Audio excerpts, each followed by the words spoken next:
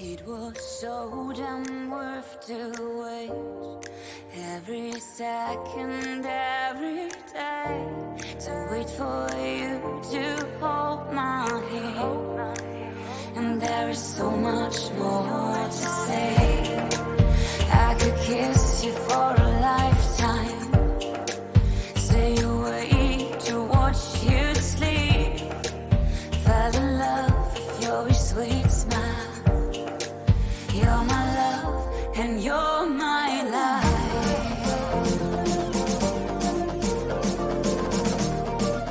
You're my love and you're my life.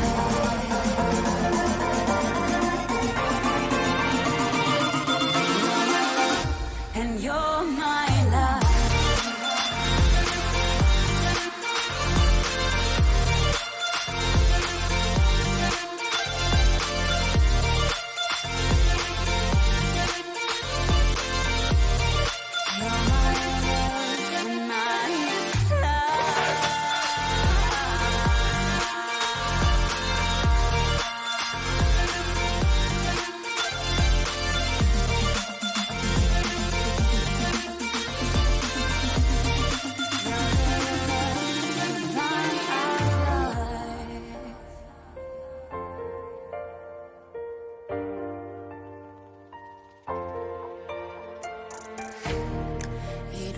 So damn worth the pain. Sleepless nights and countless days. You're my sun after the rain. Oh babe, there's so much more to say. I protect you for a lifetime, keep you warm and keep you safe. Fell in love with your sweet eyes. You're the love of my life.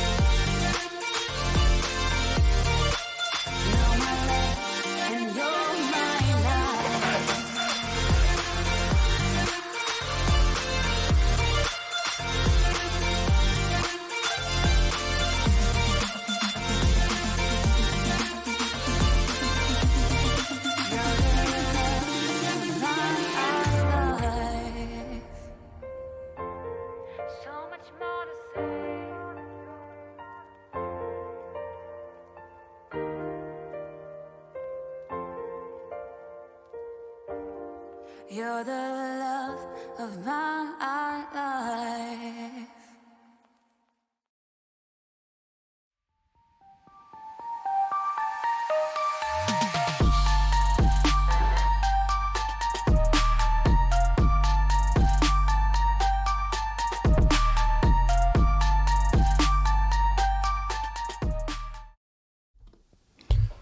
Hey there. It's just outside from my house, sweating my tits off in the sun. Just sitting there, just doing some reading, doing some watching. Somebody sent me something behind the scenes, and I had a good laugh. Let's just put it that way. Let's see. Nice. Is that it? Nice. All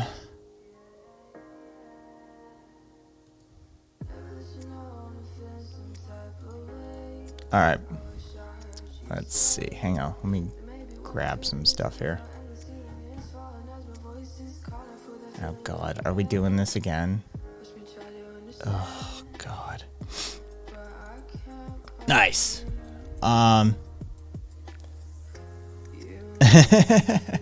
Goose. No, Karina, they did not call, and I am irritated. Let's just put it that way.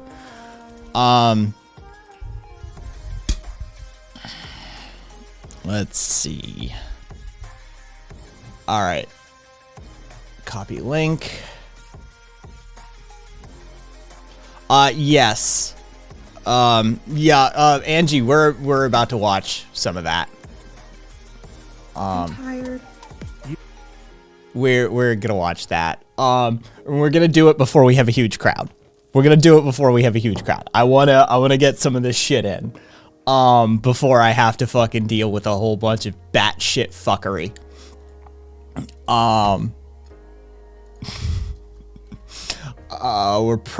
We're gonna do the more controversial one, I think, for the first one. And I'm gonna get myself canceled at this rate.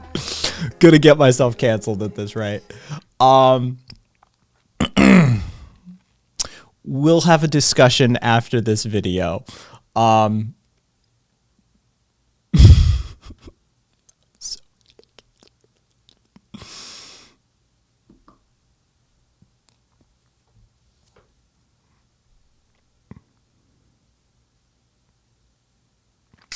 See you on the other side. Here's your reminder that fat phobia is rooted in racism. As always, if you haven't read this book, go do that. The main thing to understand is that for the last 300-ish years, white folks have been marketing fatness as a black trait. And this is regardless of whether or not black people individually were actually fat. That was irrelevant. The message they spread was that black women specifically were ravenous and uncontrollable, and these barbaric traits made them fat. On the flip side, thinness was marketed as a white trait. Again, regardless of whether or not individual white people were actually thin, that was irrelevant. The idea was that white women specifically were refined and restrained, and this led them to having delicate, thin bodies. Over the years, these messages have become more subtle, but even today, they are still very prevalent in conversations around race, health, capitalism, and poverty. Here's your reminder that fat phobia is rooted in racism. Okay, so let's talk about it. 1. Well, that's the thing, Caboose. She's not really right. Apparently, whoever wrote that book has never seen a Rubens. They've never seen an Ives painting. They've never seen, like, Ives did racist skinny caricatures of black people all the time. Rubens did fat fucking white women, right? Victorian standards of beauty, up until, like, the heroin chic modeling craze that sort of got kicked off with Twiggy. For you kids, you probably don't know the name Twiggy, but Twiggy, and model will get you pictures. Twiggy was sort of the forerunner for heroin chic, the super skinny model drawn sort of look, right? Prior to that, most of Western culture saw larger women as a sign of you were a good provider and that they were well taken care of and they came from good stock, because that's not problematic. So yeah, I'm going to get that book. I want to read that book. I'm going to highlight that book. Because I want to see what it says, because that is contradictory, directly contradictory to basically everything I've ever learned about Western history and that sort of thing.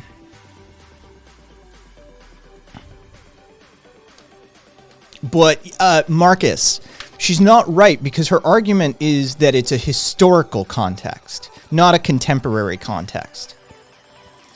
And so if the historical context is such, then apparently everything I've ever learned was a lie.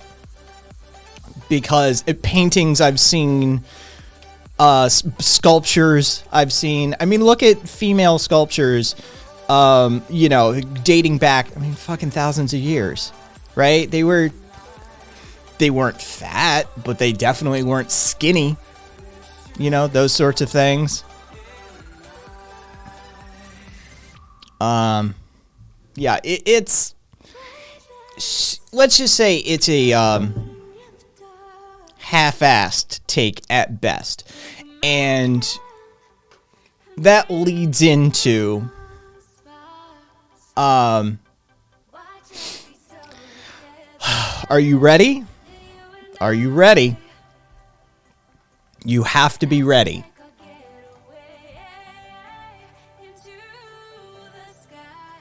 This is gonna be, hey radio. This is gonna be a thing. This is gonna be a thing. Just know you're probably gonna want to slam your face into the keyboard a few times. Just warning you ahead of time. Are you tired? You must be really tired. Tired of wearing your mask all the time? Tired of rent going up in your new neighborhood? I bet you're real tired about Biden. Are you so over America? Is it like too much to handle? Well, colonized people are tired too. They're tired of genocide. Tired of Look their at the land shirt, being Caboose. stolen. And they're tired of us. Done with us. Sick of us. But I'm doing something about it. But I'm doing something about it. But I'm doing something about it. What are you doing? What are you doing? What are you doing?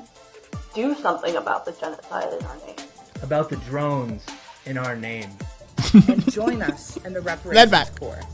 Join us in the Reparations Corps. The Reparations Corps is an 8-week boot camp where you will get out of the useless cycle of protests, debates, and organizations and get under colonized leadership. Because we're useless under anything else. Get on the right side of history and go to blackhammer.org/reparations and sign up now. Now. Now! And likes aren't reparations. Likes aren't reparations. Likes are not reparations.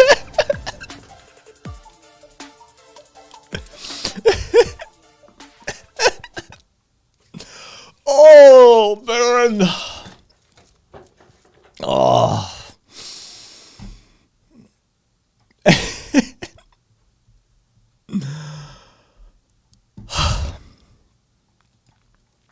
View is solid. Buzz at their table. Lembeck. Yep, Lembeck. I make way cooler symbols. Here's my card. Yeah. Yeah. You know, that happened. That's a thing that you just saw.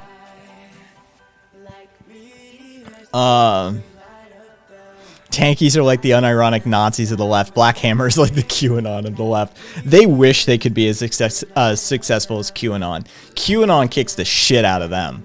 As far as success as a movement goes, yeah. They wish they were as successful as QAnon. I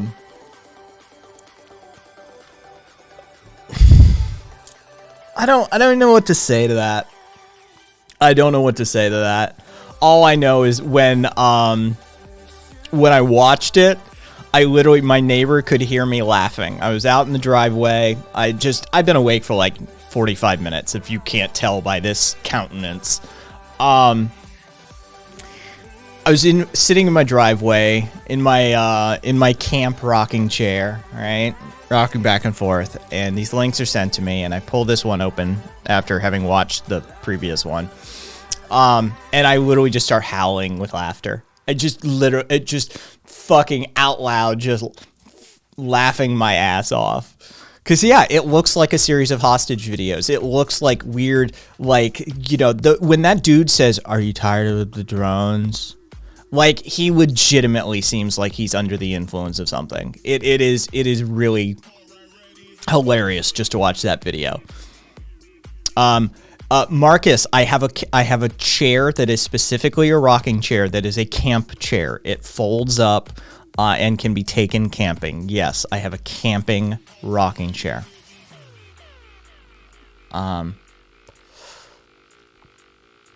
Black Hammer is the West Baptist Church of the left. Now that one I like. So let's see. Yeah, but the queer anarchist online are funny, insane. Black Hammer is just insane. That's fair. I'm under the influence of something. Of course you are, Kaiser. So I heard today once you get a COVID shot, you have to wear a mask because you become a virus threat to non-vaccinated people. Yeah, radio. And I know that one too. Well, Caboose. there's a significant portion that it actually is that. It's a non-zero percentage.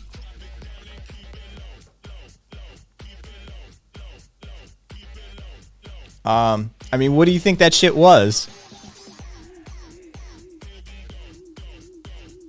Hey, fair enough, Angie. Fair enough.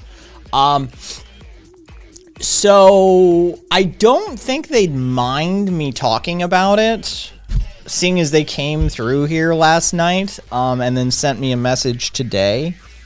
But Nathaniel gave me the bullet points on what happened to left flank vets. It's not much more than what I already knew from our own methods.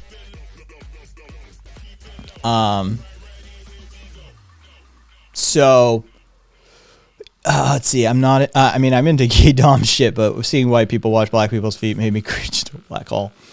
They would. Oh shit. I was just thinking, like, it is Viva. It's stupid as fuck.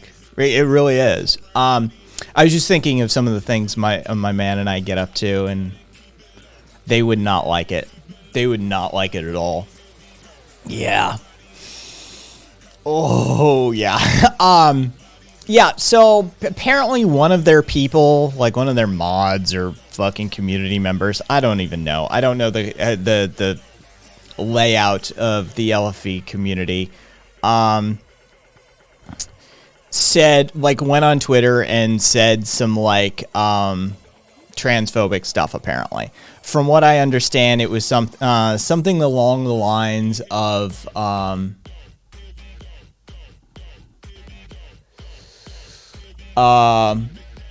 people with dicks can't be body shamed because of the patriarchy, and that people with dicks are men. Something along those lines. So, like, this one person said some shit, and then attempted to apologize, apparently, but the apology was shit, and it was never accepted. And the mods tried to call them out for posting and streaming without making a public statement. Then, according to this person inside Left Flank Vets, we were attacked and then immediately went on defense, and it resulted in many mods being banned from Twitch and Discord. Now they're basically calling us racist and transphobic and being extremely defensive. This is basically all I have. Oh, interesting, Kat. Thank you for that further context. But yeah, one of their mods came by last night and made contact. It's funny how none of these people really talk to me until they fuck up.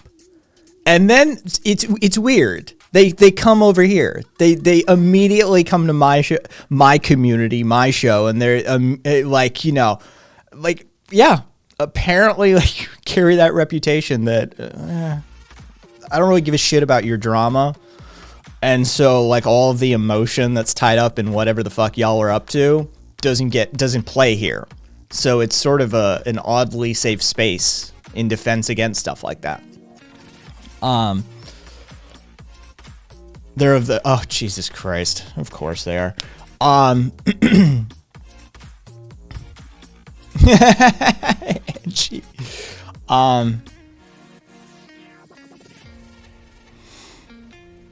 Info, my father shined shoes for years, I feel nothing. Hey Gaffadel. Oh Jesus, Duffy. Okay, Viva, ask away. Yeah, go for it, Viva. Oh, and last night, yeah, if you weren't here last night, we had a good, solid, tanky dunking session. We had a couple of tankies stop by. One of them is an infrared Has supporter. The other one got up to sending death threats and shit like that all around. Copy pasta death threats and stuff like that to a whole bunch of people. So, yeah, it was actually a really fun night. We wrapped it up having nice conversation about video games and shit like that. We went over to Just Chatting and met some new friends from Just Chatting that weren't all politically minded and shit like that. Viva. Don't know. There's a lot of shit that falls under like phobias and ableism and shaming and stuff that I don't understand. I'm like, I'm sorry. You know, yeah. You want me to yell at you? Tell me I have a genital preference. I'll be quick to get on your case for that sort of shit. It's like, well, you just have a genital preference. It's like, you know what? No, fuck you. I don't. No, just fuck you.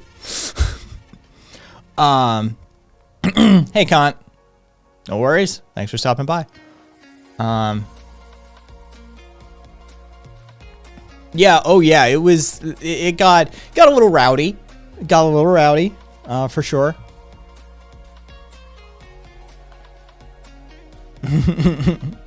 Yes.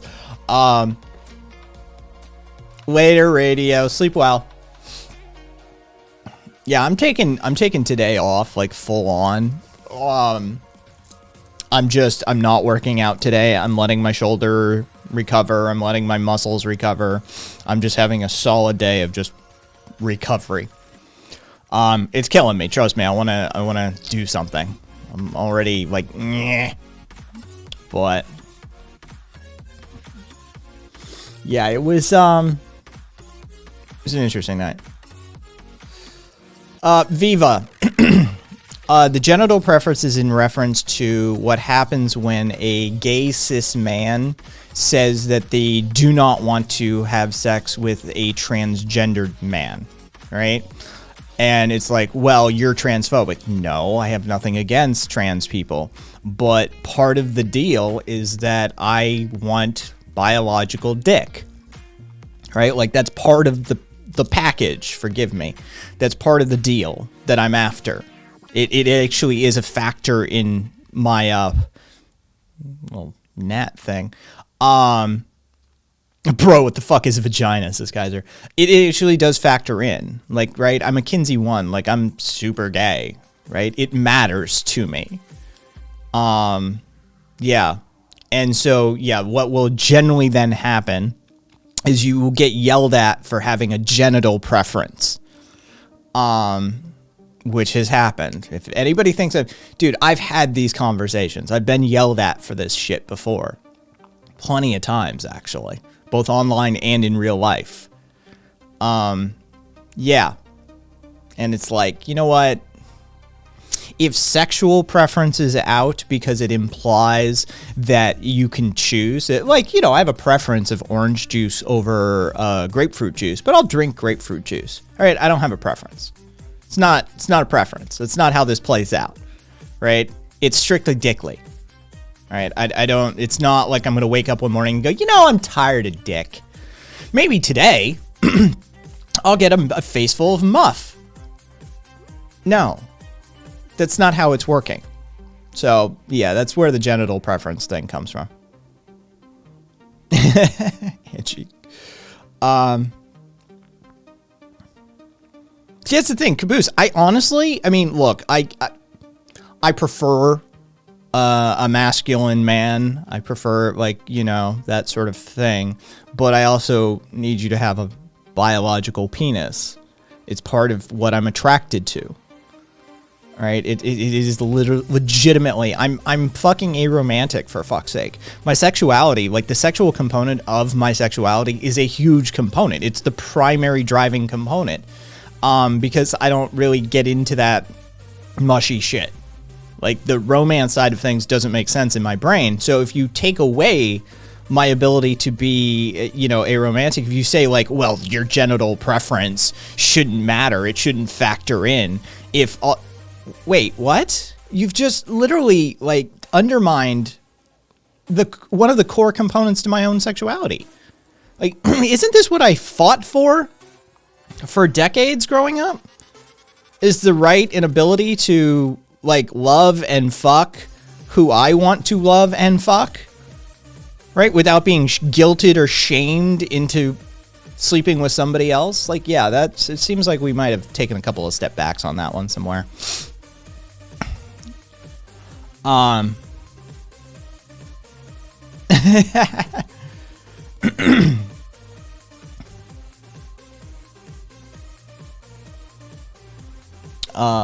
Oh god. RZ's here, everybody. RZ's here. Yeah, so that's where that genital preference comes from, and why it gets under my skin a little bit, because it's an attempt to undermine my sexuality. And it's not even coming from like the Christian conservatives, which I'm used to being hit by, right? Like, I'm used to them fucking tagging me with shit. But when it comes from my own community, when it comes from like the LGBT plus, you know, aka the Qs,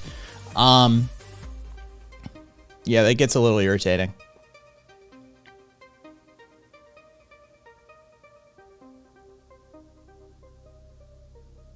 I just, you know, my general rule is, as long as it's two consenting adults, you don't get to comment. You don't, your input is not required. Right? Who somebody sleeps with and why they sleep with them. Don't get involved. Don't get involved. That is the definition of the slippery slope. Just back the fuck off. I don't care if, like, the dude always dates Asian women. Well, there may be some... Yeah, maybe there is. But that's not for you to decide, nor is it for you to investigate. Just leave it the fuck alone. Who people sleep with and why they sleep with them, leave it alone. I have a pin, and thank you for the biddies, Marcus. I have a pin for me and my bi-fencing friends. I'm just gonna read it as it is. That says, quote, "I swing both ways violently with a sword." Nice. Hey, Herodotus.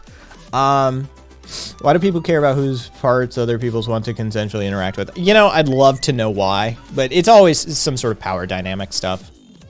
It's always politics and like that sort of bullshit. Daffodil, trust me, I know, right? I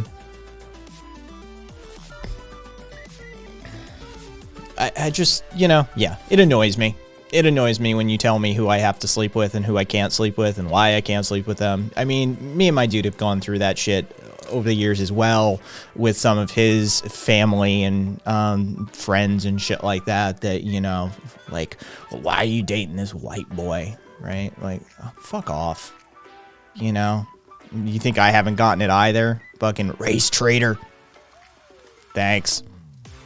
Right? I don't need it from the other portion of the LGBTQIA plus community saying like, oh, well, you're fetishizing, you know, or you have a genital preference. Like, fuck off. I'm, you know what? I'm too old. I'm too tired. I've been through too much shit in my life to give a fuck what anybody has to say about who I sleep with and why at this point. Like, you can just fuck right off with that shit.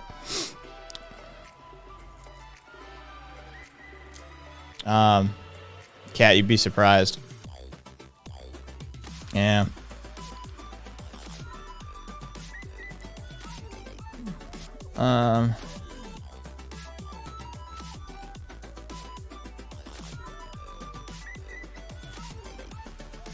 Hey, RB. Alright, cool, radio. Catch you later.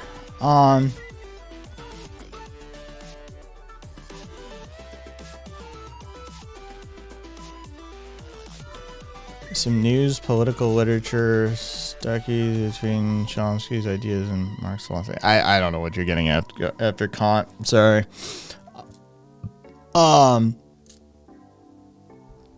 Yes, Kat, it is actually a thing. Yeah.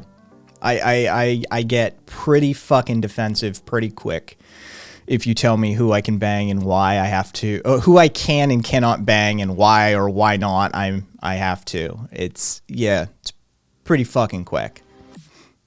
Like, you know, don't try and guilt rape me into sleeping with somebody I don't want to sleep with, and don't tell me I can't sleep with somebody I want to sleep with. Like, it's just, yeah.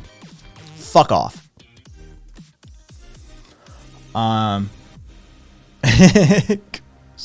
Caboose, I'll actually heed that advice. What song is it? I have never heard this one before, but I'll give it a look.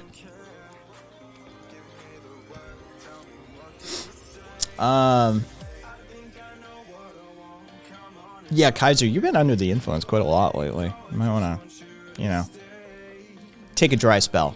Just suggesting. You do you, though, boo. Hold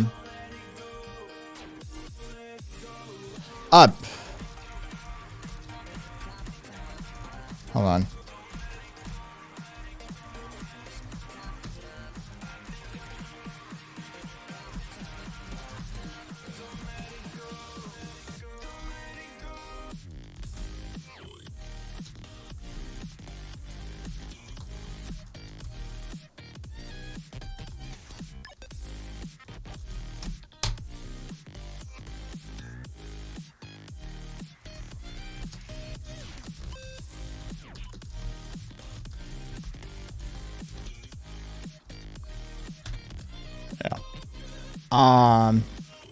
Everything is giving up determination. Everything is a dildo if you're brave enough. God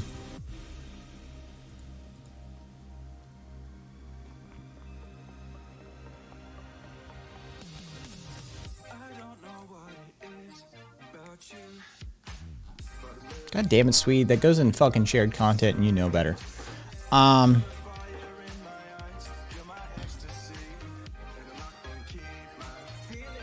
Yeah, it could. It could.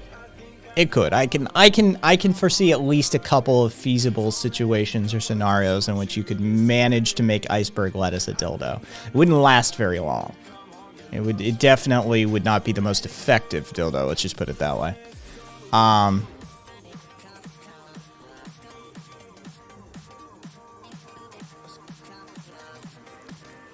And I'm just going to disagree 100% with RZ there. Kaiser, sounds like a plan. Give your liver a break.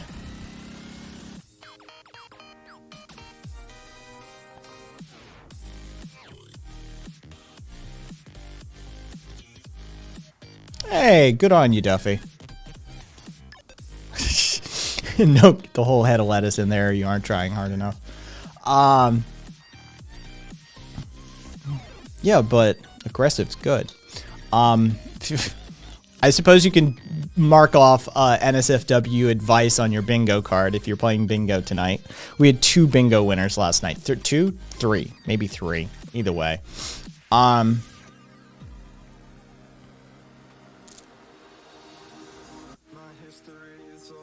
Yeah.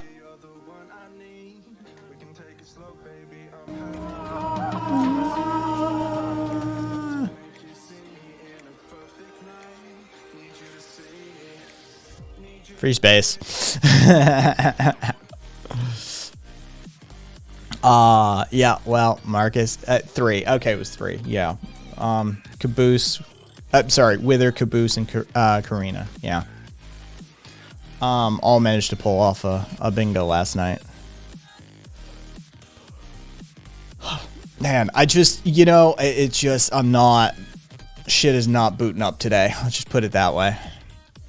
Oh, God, what now? Man.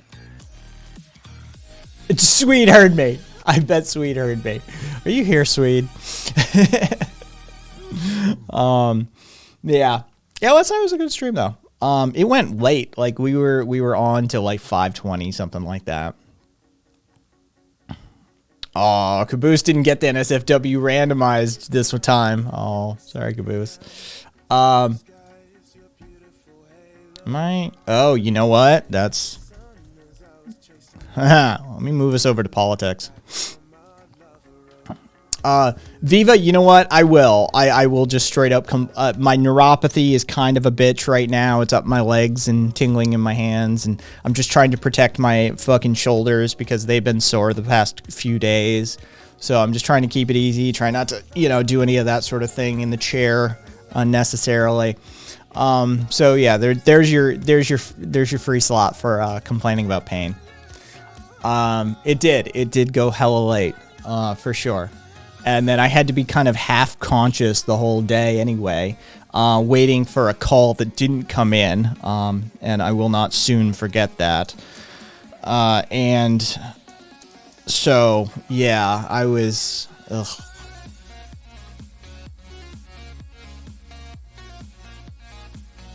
I don't know anything about penetratables. I don't know, Viva, whether it could be passed out somewhere or just living his life. He's 19, right? Like, he shouldn't be online all day. He should be out fucking living his life. 100% approve. Caboose, I don't really know anything about penetratables. I haven't done a whole lot of penetrating in my life. It's not a thing I get up to. So somebody else will have to answer that question for me or for you, I suppose. But ask away.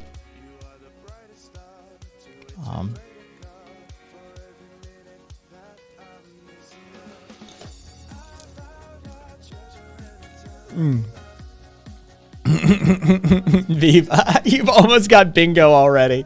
You need Wither to shut the bingo out. Without Wither, you can't get it, can you? Brilliant. Yeah, now us people over 30, your lives are over. Just stay on the net. Yeah, 100%.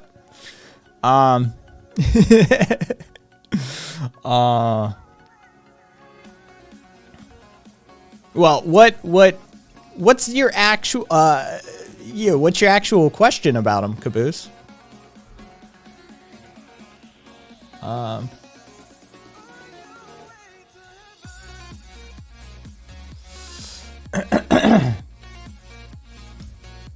Duffy, exclamation bingo if you want to generate one of your if you want to generate a bingo card. It'll give you the link and you can create one. It'll generate it out of the pile of potentials. Yeah, so just exclamation bingo and it'll get you your link.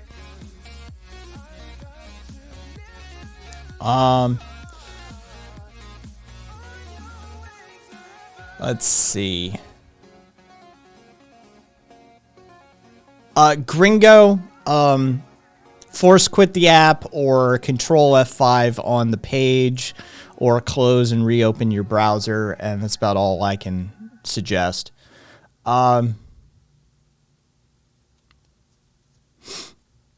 Oh, interesting. Yeah, I've heard interesting things about those fleshlights from dudes since their introduction. So you know, Caboose would like to know, like, what's the go-to penetratable toy these days? Is it just a fleshlight?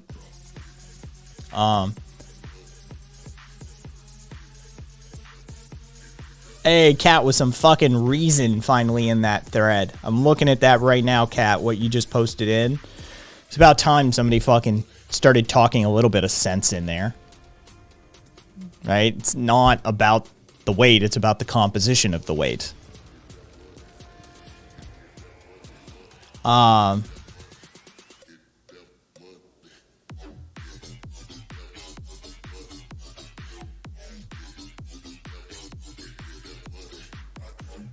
Yeah, how much you're looking to spend there, Caboose? Because there's some VR augmented reality headset shit that you could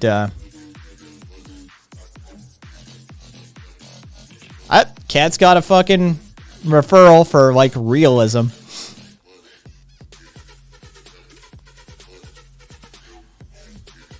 Well, the Gringo, the statement was, if you're on an app, force quit the app, reopen it. If you're on a computer, control F5 to refresh it, blah, blah, blah.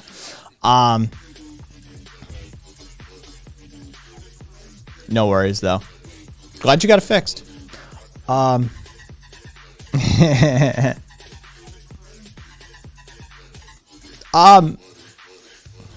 mean, it depends what we're talking about, Fast Print. Boy, was that a fucking gear shift. Just that was like fifth down the first.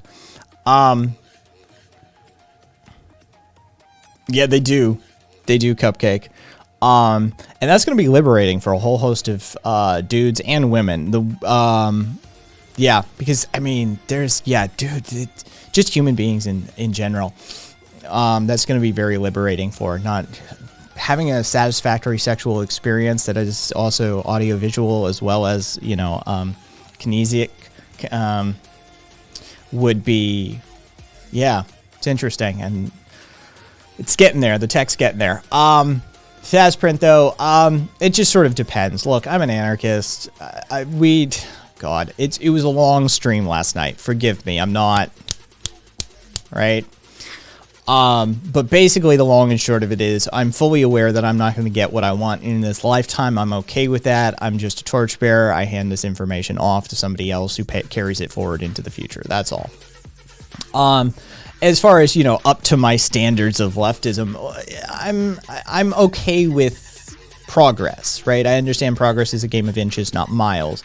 People who are demanding like insurrectionary or revolutionary or militant action generally are delusional and LARPing to start with. They don't understand how progress is made usually, especially given the context of the modern economic, political, and technological systems that we're engaged in. So, is there anybody up to snuff? I mean, the Nordic countries are doing halfway decently, right? Like, they've got a good quality of life. Their happiness indexes are pretty much through the roof on a continual basis. They have solid social safety nets, though they're, depending on which of the Nordic countries you're in, they could be at current under attack, or, you know, there's improvements to be made. But, we could make a lot more. We could do a lot better. In our part of the world.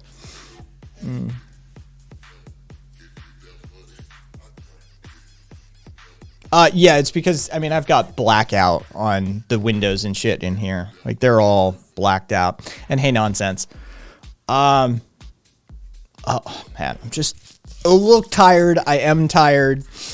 Like, it was a long stream last night. It was a good stream. It was a long stream last night, and I didn't sleep well today. And frankly, I looked at the time on my phone, and it was 5:31 when I was sitting out front. I was like, God damn it! I was enjoying the sun. Jeez, thank you, Gringo. Thank you for the biddies. Look at that.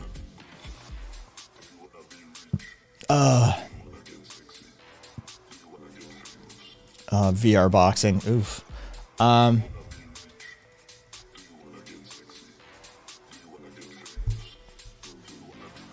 Yeah. Why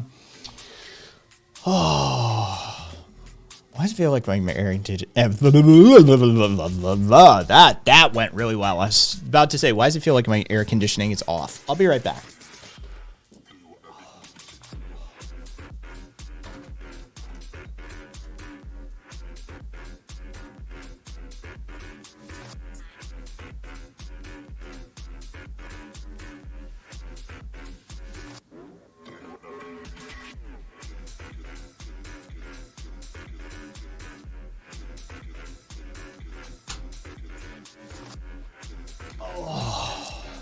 Alright. Oh, caboose. Yeah, I couldn't. You don't survive in the Las Vegas Valley without air conditioning. Oh,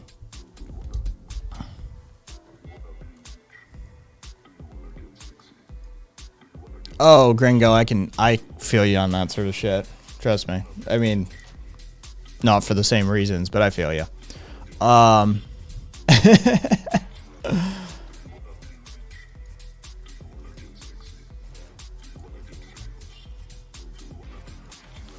All right, let's see. Is there any headlines that happened today that I should give a shit about? Hey, General Motors is considering dropping testing for cannabis to attract more workers. What a fucking concept. Have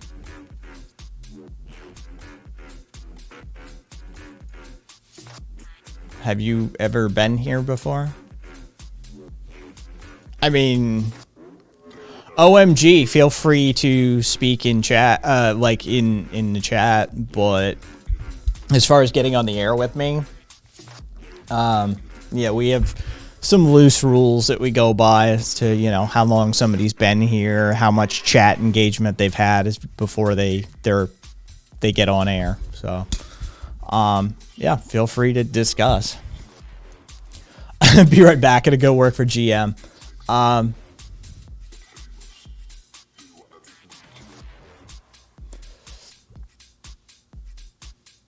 Duffy, trust me, right? Like, automotive workers should definitely be high. Fed raised inflation expectations and noted that interest rates could see a bump in late 2022 to early 2023.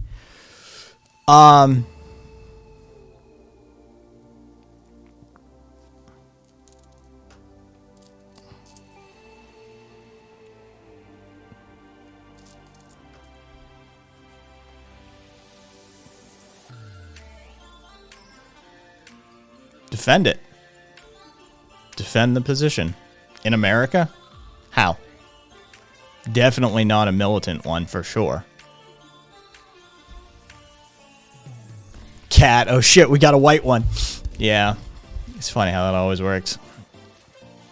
Did I hear about what Biden said about imagine if the U.S. interfered?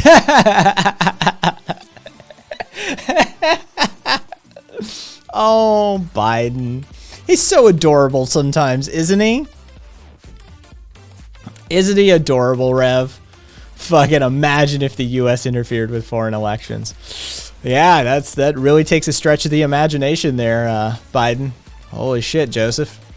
Like, that's wow. I don't know how I can stretch my imagination that far, right? Like, I'd have to first imagine a place. I don't know.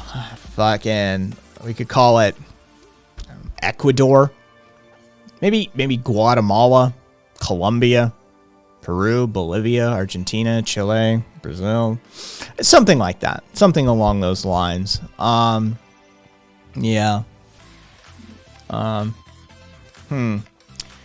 Yeah. Wow, what a stretch of the imagination that would take. Duffy, yeah, it's a lot easier just to start listing countries we didn't meddle in, to be fair. Yeah.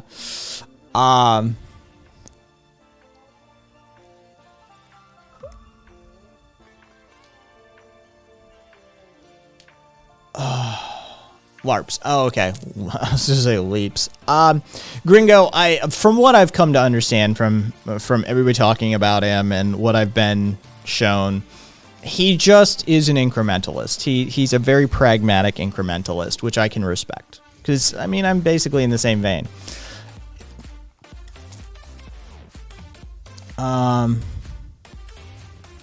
I made parts for Toyota on a night shift. I was only half conscious for that job. Alarms would go off for break, and I'd wake up thinking I'd be getting in shit for not hitting my targets, but counter would be above target. Fucking love it, Duffy. You're like, huh? What? Shit was still happening. Is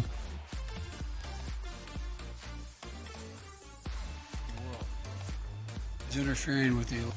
How would it be if the United States were viewed by the rest of the world as interfering with the elections directly of other countries, and everybody knew it?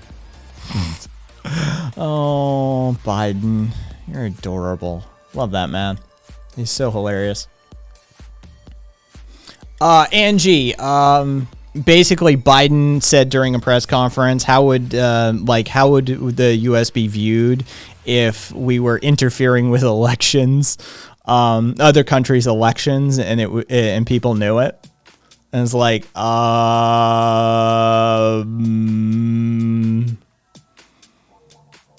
bro, hate to be the bearer of bad news here, man, but have you heard about this place called South America? Yeah. Oh, Biden.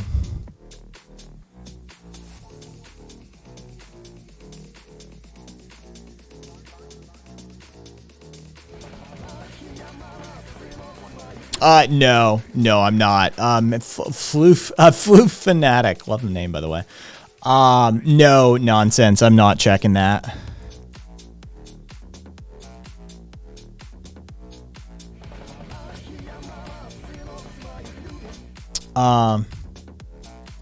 He still hasn't heard of the internet. He just forgot. Oh.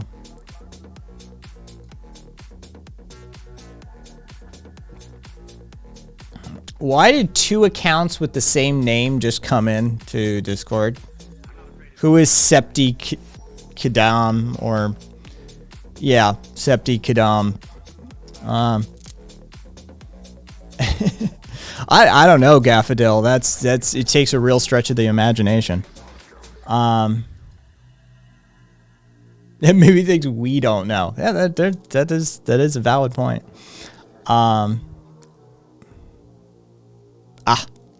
Welcome.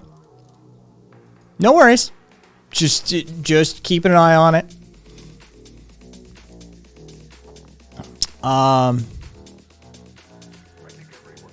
Yeah, Caboose. Oh, you do you, boo.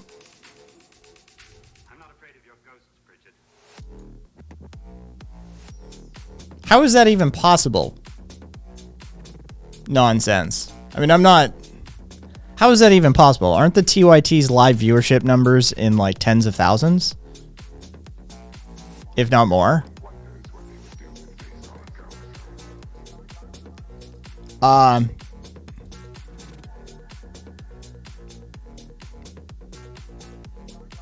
Wait. Live viewers? Like, wait. Yeah, like how many... What numbers are we talking about here, Nonsense? Oh, interesting. All right. So this is TYT has basically shed everything. All right, cool. See, I don't keep up with these douchebags. Like, yeah, I don't keep up with these douchebags. So things like you have to add context for Kai. Like, oh, by the way, TYT basically has nobody watching anymore because of something, right? Like, I don't keep up with these idiots. Interesting. Okay, Nonsense. Thank you. Like, that's, I'm like, wait, what? Like, congratulations, man, if you're pulling in those kind of numbers, but holy fuck. Like, okay, so TYT is in the tank because of Chank's hypocrisy over something, I'm sure.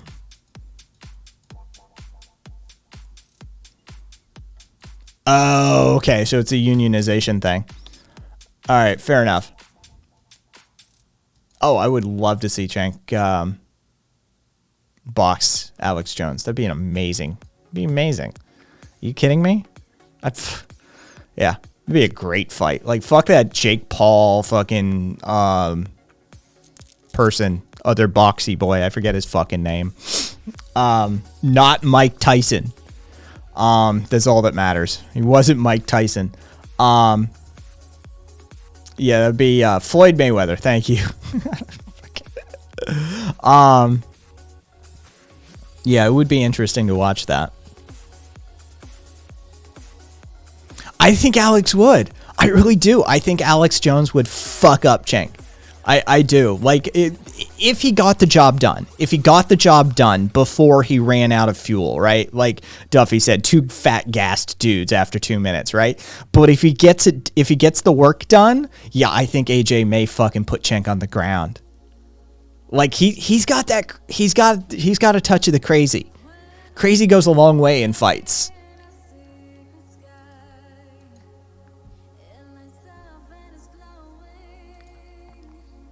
Yeah, I would love to see that fight. That'd be fucking hilarious. Are you kidding me? Fucking Cenk versus AJ? Be amazing. Yeah, I agree, Neon. I agree.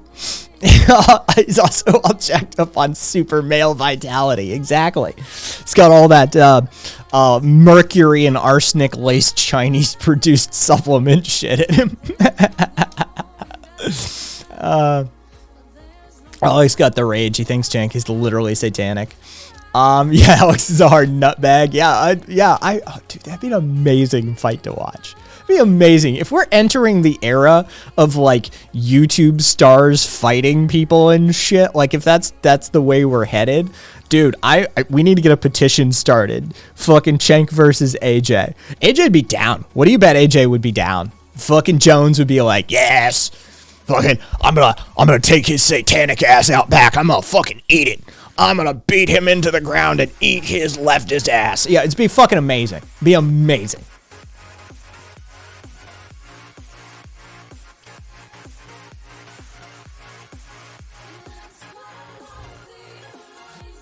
Viva. Oh, yeah, Viva. Sorry. Yeah, Alex Jones. AJ. He's been around for so long. Yeah, he deserves a nickname. He really does. Celebrity Death Arc. Let's revive a good show. Oh, Celebrity Deathmatch was amazing on MTV. It was a funny ass show. Yeah. Jones would try to eat him for sure. Cat, it was a solid Jones impression. Thank you. Thank you. Yeah, I was happy with it. A little rough on the throat because you have to do a vocal contraction just to hit it. But it was worth it.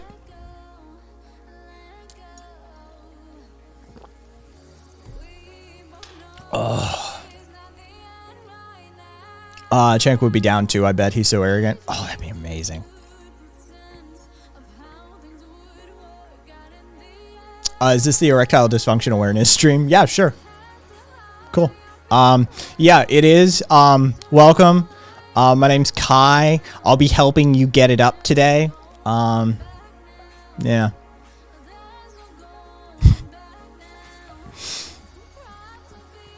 And to give Alex credit, I bet we asked him to name a real charity for the fight. He'd pick something like Uplifting Veterans, something genuine. You know, he probably actually would. He probably would. He'd probably kick down with like a real charity, whereas Cenk, you'd be like, If Cenk won that fight, I'd become a nihilist. Pull the shirt up for the bit, you fucking coward. Well,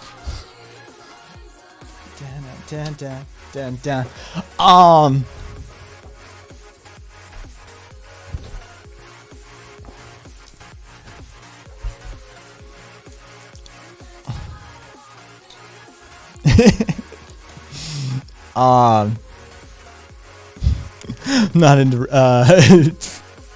rim jobs, our jobs, but yep, I'm not into rim jobs, but I'll eat your leftist ass like corn on the cob, said Angie.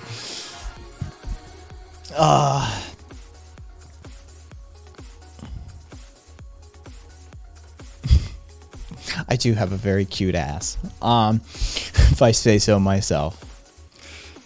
Angie.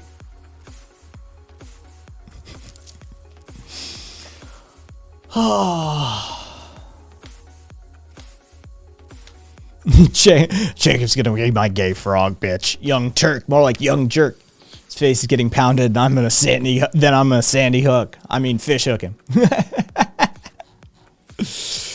Yes, Caboose, I did see the subreddit you linked in Discord. Let's try to figure out where the fuck you put it now. Was it memes? Was it shared content? Yeah, okay. It was. Oh yeah, it was Gat Cat. That's what you put up. You put up Gat Cat. Cats with guns. Yeah.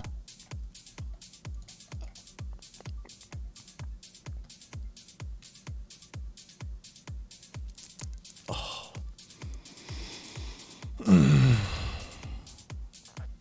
God, I just want to work out, but taking the fucking day off for the shoulder, right? Just want to work out and get the blood flowing. Yeah. Here.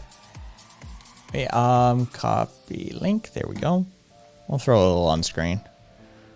Ugh, God, but it's gonna be like bold. There we go. And then.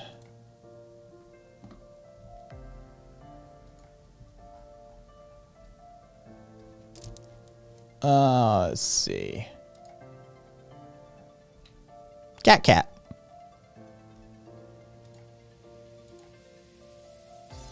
Let's see.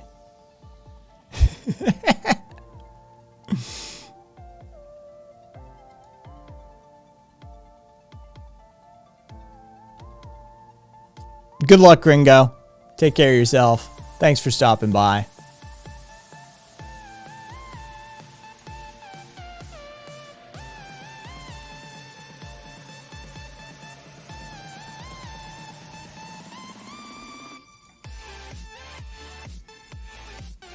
Aww, that's actually really cute.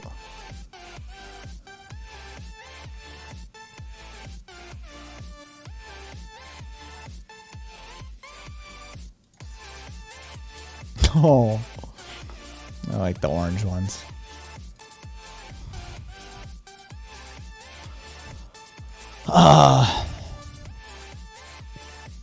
Spotter Cat, exactly. Cenk would find a way to make his charity anti-union.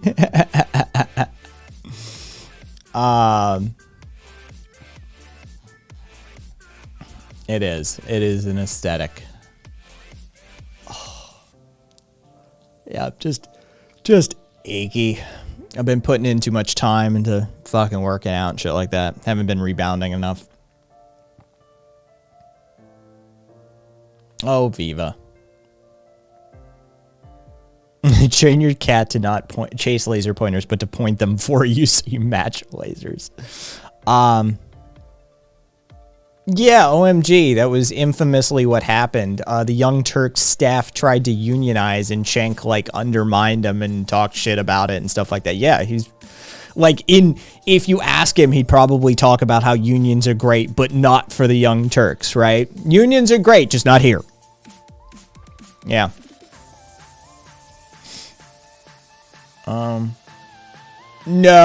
No, RV, I haven't. We were talking about Black Hammer there. I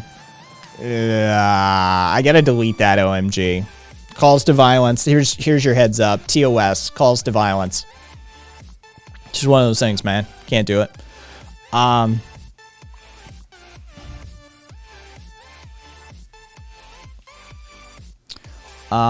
Boom Cat's lining up shots, sings Cats with Guns to the tune of Kids with Guns. No, Cat, that's where Hassan learned his business practices from. Yeah, Swede. Cenk told his employees at TYT would go out of business if they unionized. Gotta love it. Gotta love it.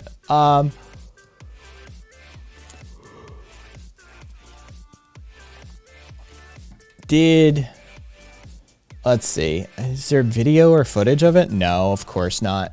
So Foo Fighters held a concert yesterday in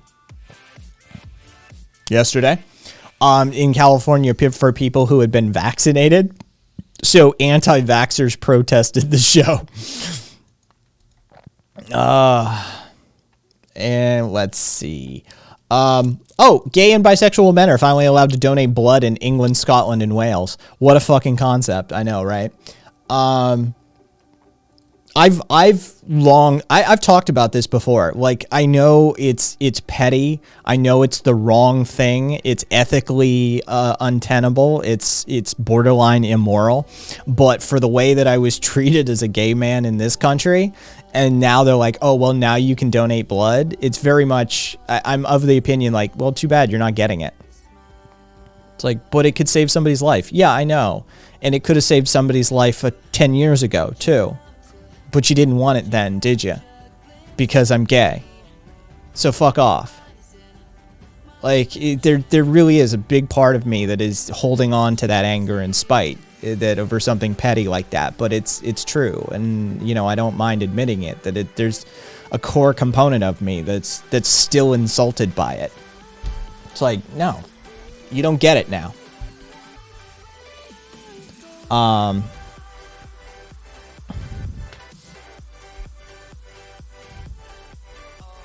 Dr. B-Win, I'm petty like that too. Yeah, fucking does gay blood make me gay too? No, the concern, of course, yeah, I mean, probably. If you've seen the old MASH episode about how the racist white dude didn't want any of the Negro blood in him, and they paint him up with iodine and shit while he's passed out with anesthesia, and convince him that, oh, it happens, like maybe they accidentally gave you the blood from a black man, and now you're turning black. There's an old MASH episode about that. Just to teach him a lesson. Of course I know about MASH, Kaiser. MASH is the greatest TV show ever made. I believe that. I think it's the best TV show ever made. Plain and simple. I know there's a lot of contenders and people have opinions, but for me, MASH is the best TV show ever made. Yeah. It was. MASH is, there's very few things in this world that are up to that standard. Yeah. Oh, of course your grandmother liked it. The fucking Korean War. Yeah. It's legitimately, it's an amazing TV show. It is. Don't go into it thinking it's all comedy. There's some very morose, very serious episodes, and not just some, but probably most of them, quite frankly. There's a levity sprinkled throughout, and some of the episodes are just comedic blockbusters. They're just a joy to watch. But it was done intentionally to show some of the fucked up horrors of war. And some of those episodes you watch, they will stick with you. For real. Like, it's like that. They did some really good episodes that you're like, oh, that's going to go with me to the grave. That's fucking dark. Yeah. It's a really good show. Turd, Hawkeye and MASH I credit as single most influential thing in my life. Fuck me, turd. But yeah.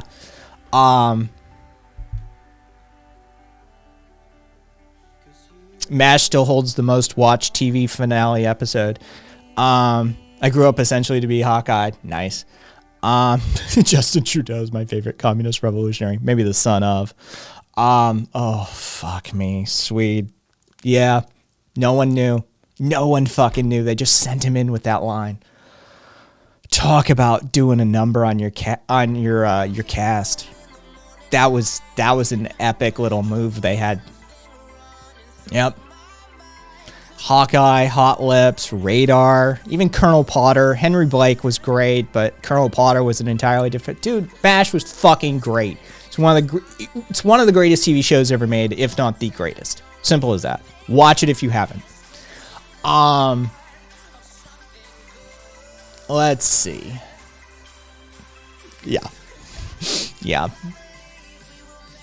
Klinger, yeah. Fucking Corporal Klinger. I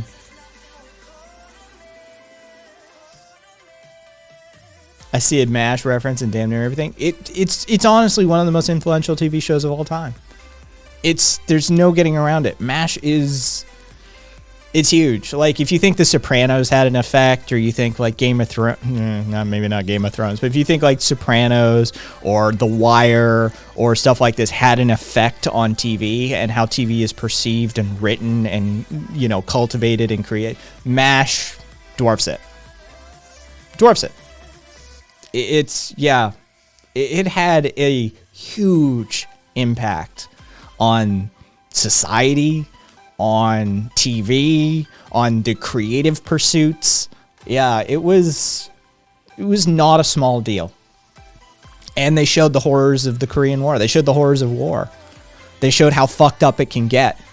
They showed how inefficient the bureaucracy can get in the middle of it all. They showed the callousness. They showed the coldness. They showed the humanity. Yeah. It's a very good show. No, I didn't, Angie.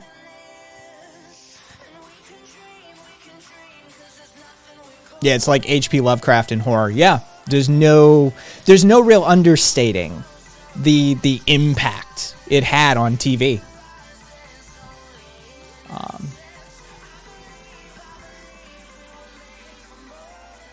Yeah, it is true, Kaiser. To this day, there's not many people that talk about the Korean War, and they featured it. Yeah.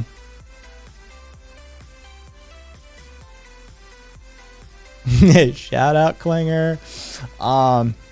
Yeah, and Hawkeye and Hot Lips' interactions, the evolution of their interactions and how they come to respect each other as colleagues and equals, that's amazing character arc writing.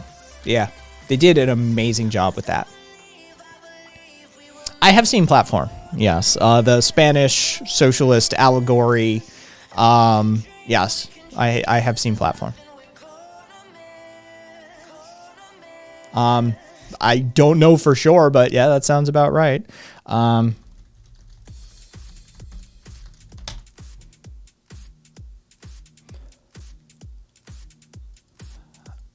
Oh, okay, Kat. Yep. Yeah, forgotten more. All right, take care, Kat, and yeah, we'll get We'll get it hammered out. No big deal.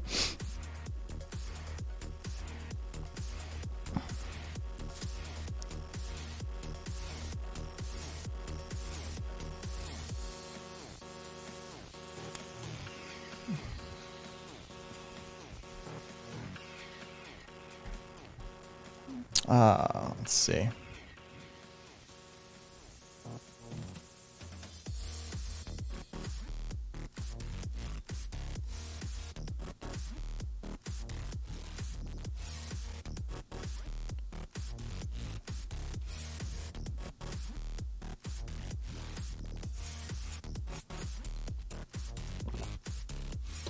I beat you to the channel point redemption.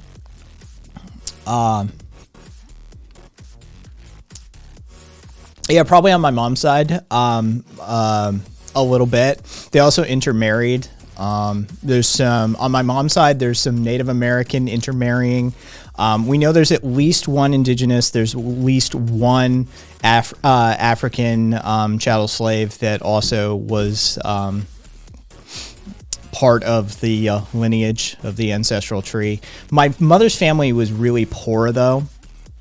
Her heritage, her ancestral lineage. One of the branches that I'm not really directly related to could have afforded to have kept some slaves. But the vast majority of my mom's side, my father's side, they came here long after that era of U.S. history. They're German. But yeah, it's yeah, dude, we've got less like slave ownership and more like banging than anything else on my mom's side. Yeah.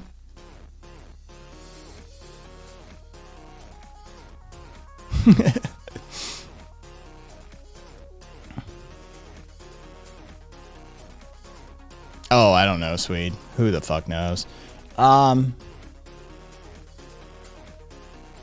Yeah, well, Kaiser, you're of Korean descent, right? Like that war plays a bit differently in your house than it does for most houses in America, right? That's most assuredly a thing for you.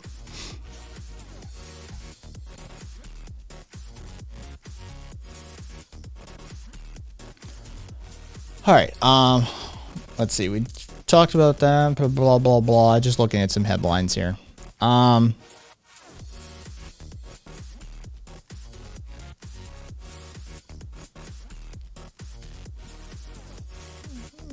of this really. It's all just par for the course. Oh, apparently Putin and Biden agreed to resuming arms control talks. I'm sure that will go wonderfully.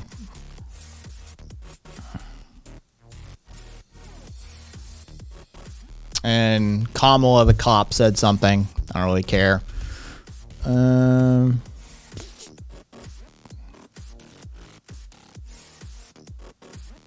Yeah. All right. There's no real headlines today that I give a shit about.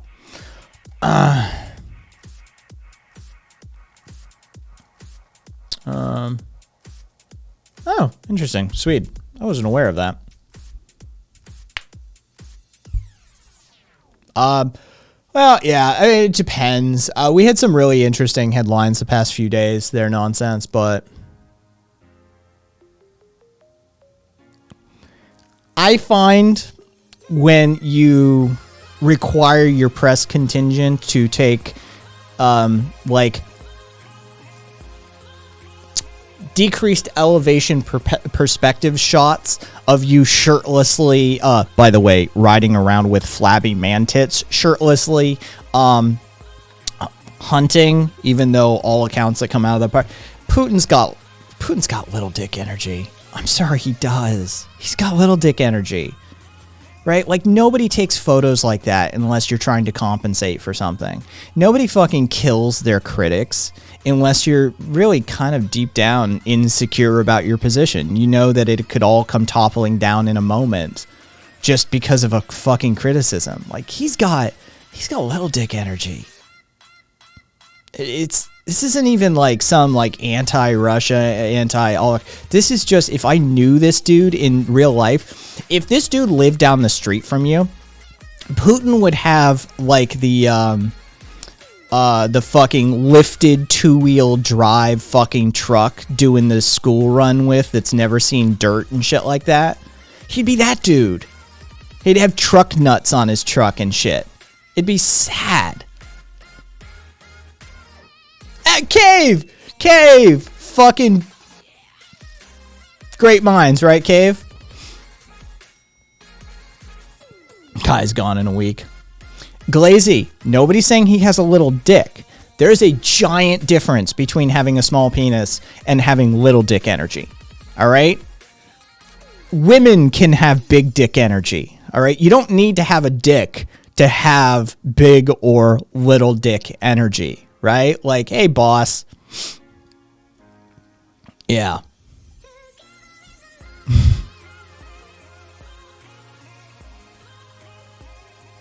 Loudest car in town.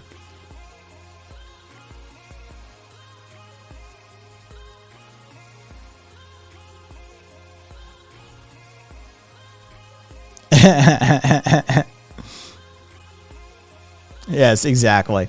Fucking 2-wheel drive. SUVs without all-wheel drive baffle me. Sassy, same.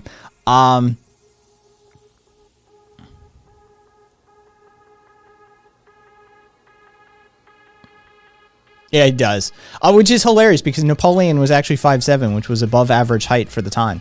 Napoleon wasn't a short dude. He was actually kind of tall.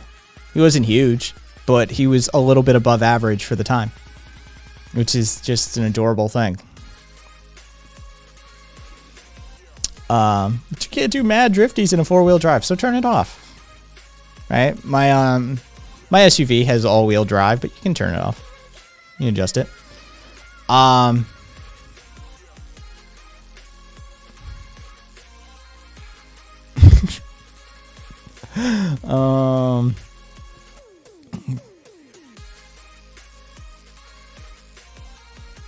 You have a squatted, you mean dropped to the ground Chevy Tahoe? Ugh. Talk about defeating the purpose.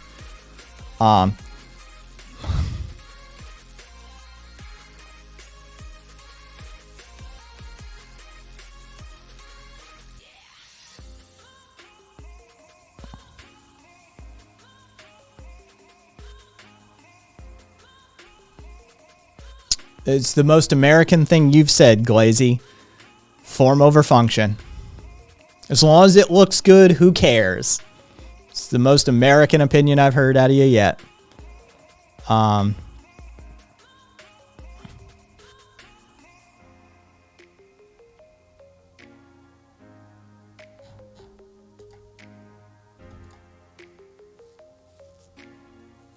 Fair enough, Rev. Fair enough. Let's see. I don't know if y'all remember the Shake Shack manager in New York, who a bunch of NYPD officers order some fucking food and shakes using online apps or something like that. They get their shakes and they claim that they tasted wrong and that they had been poisoned. All right. Everybody investigates. The shakes are not poisoned. They have not been tampered with. There's fucking footage. They wouldn't have known it was going to cops even when they made them due to the fact that it was done through a third-party app, all of this sorts of stuff. But the NYPD officers and union both fucking came out and said that Shake Shack poisoned our officers, the manager's responsible, and all of these sorts of things. Well, the manager is accusing and suing the NYPD officers and union for defamation. It's like, we didn't do shit. I didn't do shit. You came out and said, I fucking poisoned your officers who are little fucking bitches because they thought they're... Okay, one, I'm sorry. How much of a problem are you to society where you are in fear of your milkshake being poisoned? Right? I can go to any fucking fast food restaurant whatsoever and order a milkshake and not worry about it being poisoned.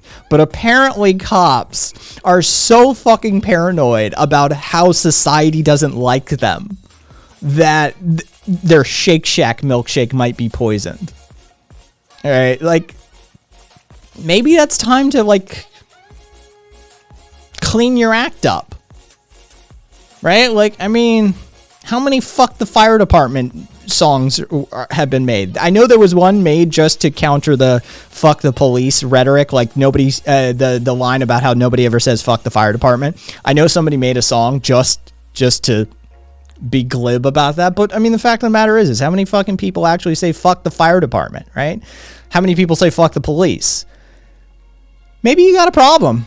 Maybe you got a problem when that's your legitimate concern for you, that you can't go out to eat anymore because people are so angry at you that your food is suspect all the time. Just saying, maybe it's time to look inwardly on that one. But hey, again, nothing was wrong with the milkshake. They had no way to know it was being made for cops. They had no way to even...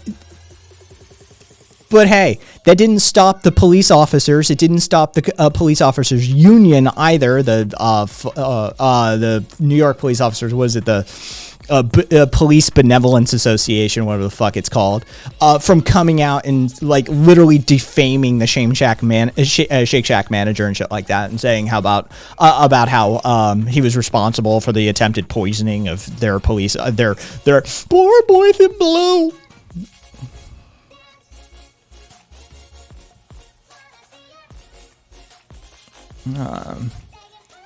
Yeah, I do. I remember that was a McDonald's one, right, Viva? You remember the lady cop that had the nervous breakdown because her coffee came late? Yeah, she was fucking in the McDonald's line, like literally crying like a little fucking kid. Just, it's like, oh, for fuck's sake, take it down a notch.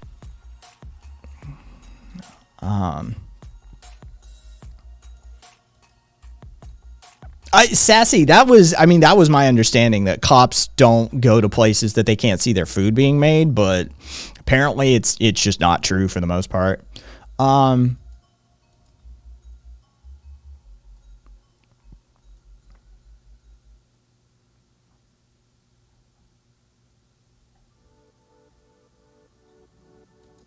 know, urine sterile.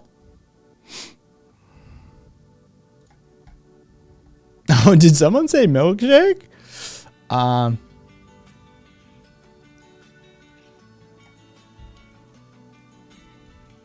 my bad days, I love how afraid they are of us. Yeah, they really are. They're terrified. I mean, I've been involved in those training regiments. Trust me, they're terrified. That's why they shoot so many of us.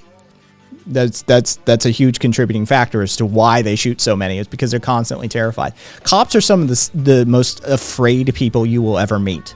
100%.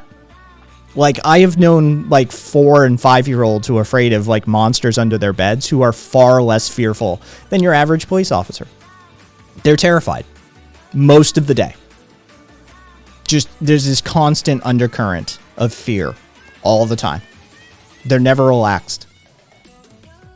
Yeah, I couldn't imagine. It's a nightmare state of being.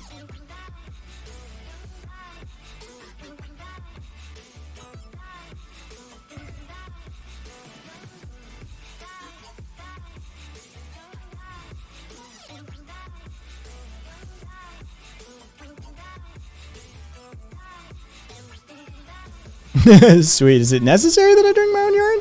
No, but it's sterile and I like the taste. Yes, that was right, Zippy, about the McDonald's cop lady, about how she said it was the first week that she hadn't been thanked by the general public, and that made her scared. She became a cop to have her ego stroked. Oh, Glazy showing off that lack of political knowledge. Once again, what the fuck is a lib right? You do understand that libertarian and authoritarian is a political axis, right? Oh, wait, hang on. Why am I asking that question? Authoritarianism and libertarianism is an axis on the political compass as generally defined. It's also a portion of the political spectrum. And so you can have an authoritarian right and a libertarian right. And a lib right is not liberal, it's libertarian. And not libertarian as in neo-libertarianism or North American libertarianism, but as in the old French libertas.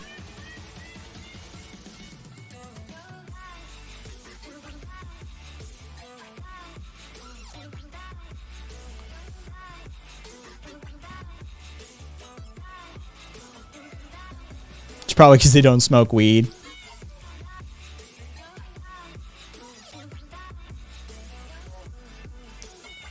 Oh yeah, sweet. Trust me, I've seen Dodgeball. I do love the uniform portion of that movie. That is hilarious when the S&M gear gets switched. I quite like that one.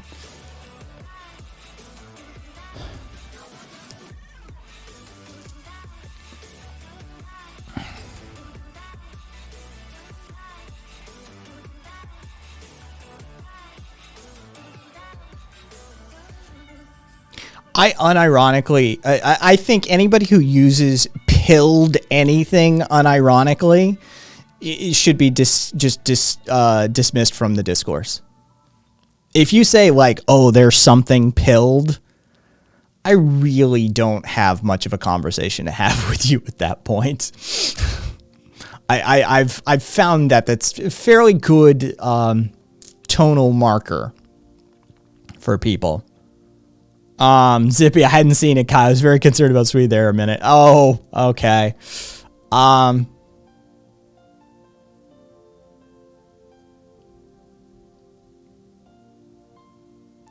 Jesus Christ. Really, Karina?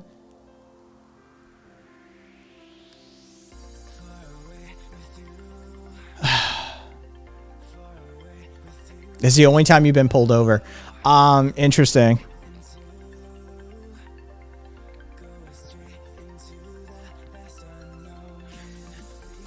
Oh, yeah, no, I'm sorry. Like, the,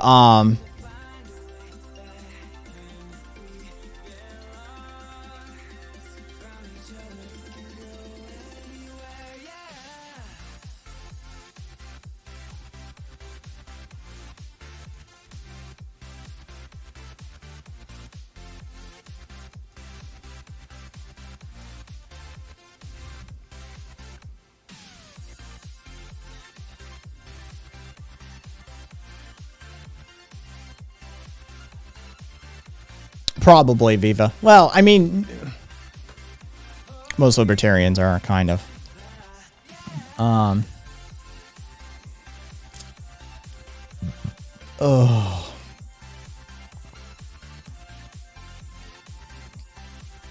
Actually, you know what? Let me I'm gonna go to BC&D right now and see what the fuck is up. Let's do some shit on cops. All right. 3 Honolulu police officers charged in the fatal shooting of a 16-year-old. Who would have guessed? Oh,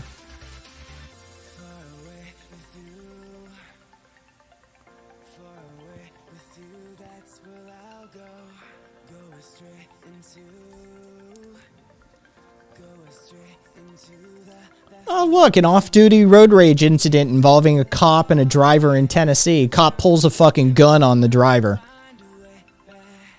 Catch you later, Swede. Sleep well. Oh, over the last 5 years, just FYI, over the last 5 years, the NYPD has had to pay out $1 billion in settlements to the populace of New York City. Okay, 5 years, $1 billion.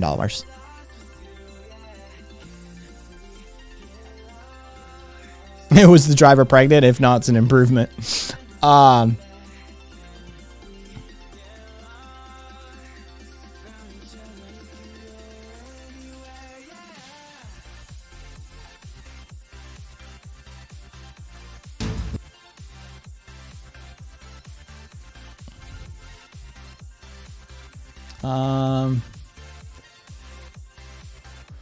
Oh god, what's this one? Magistrate who had relationship with young court clerk wins her super benefit. What's a fucking super benefit?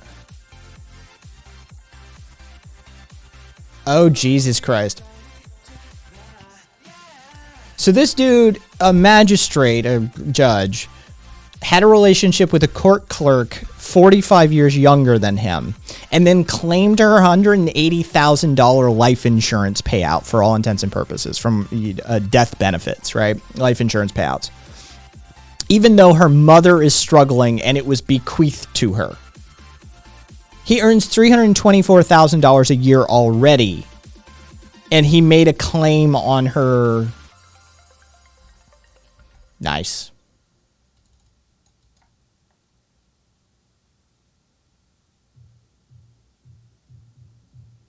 Nice.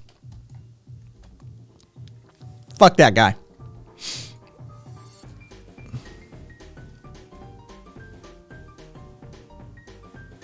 Then he went back to his ex. Of course he did. Of course he did.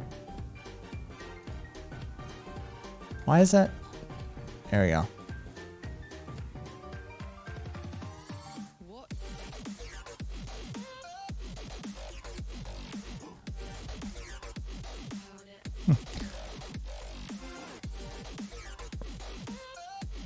Jesus Christ. At least they fired him. 5 Georgia cops fired after a 60-year-old man commits suicide, and the officers mock the death with gifs and memes shared back and forth. I'm surprised they fired him. You can't get cops fired for shooting a dude, but you can get them fired for sharing a fucking meme. Interesting.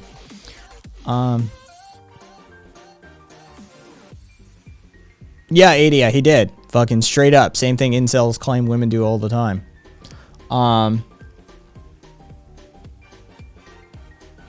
Hey, Dallas police officer Tyrone Williams Jr. arrested and charged with sexual assault of a child. Good on you, bro. Meanwhile, Dallas police officer. Fucking good on you. Good job. Let's see. How long has he been a cop? Since 2009. He'll be placed on administrative leave while an internal affairs investigation is completed. They treat pedophile cops pretty well in prison, right? That's the thing. I've heard that. I'm pretty sure I've heard that before. That they're treated the best. Everybody loves them.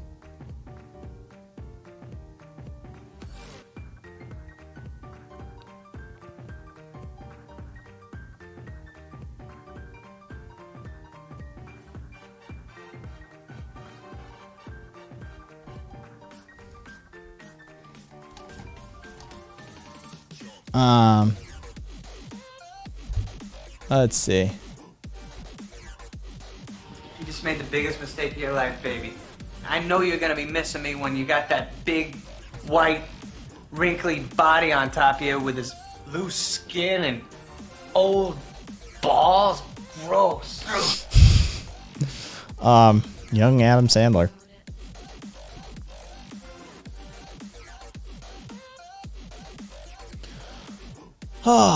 Yeah, it's been pretty calm today.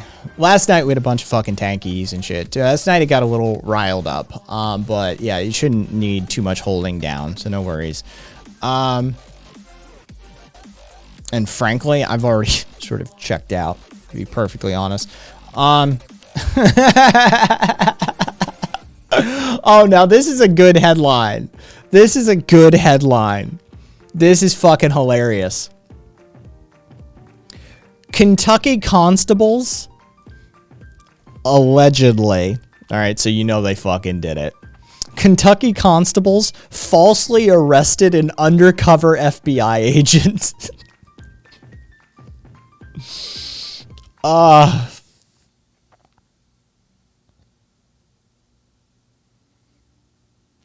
They arrested him for public intoxication even though he wasn't impaired. They literally, there was an undercover FBI task force in the area, and two Pulaski County constables arrested them for public intoxication. They testified that they purported to find drugs in his car during a traffic stop, even though there were no drugs in the car. And they testified that he was intoxicated as well. He was charged with possessing methamphetamine to distribute.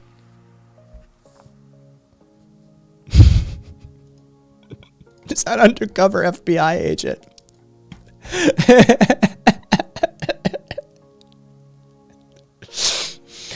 I don't know, actually. Adia. I don't know.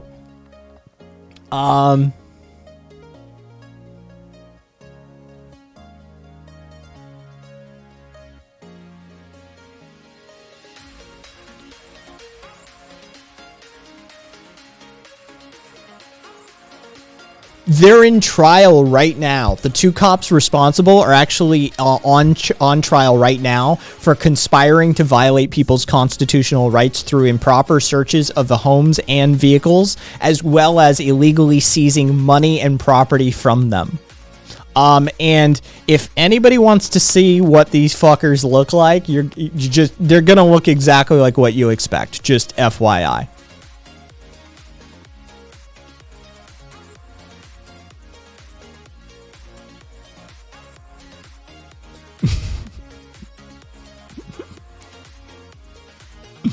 No, I know. Like, when we were describing, it was Kentucky and their behavior. Everybody had a mental image. And I knew. I knew. Like, of course, they look exactly like what you're picturing.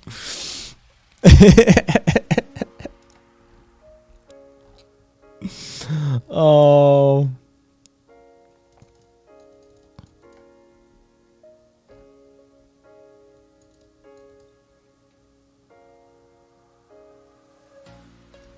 Jesus Christ. So, not only did they do this, when they did it to the FBI agent, everything was wired. Everything was fucking wired. It was all bugged.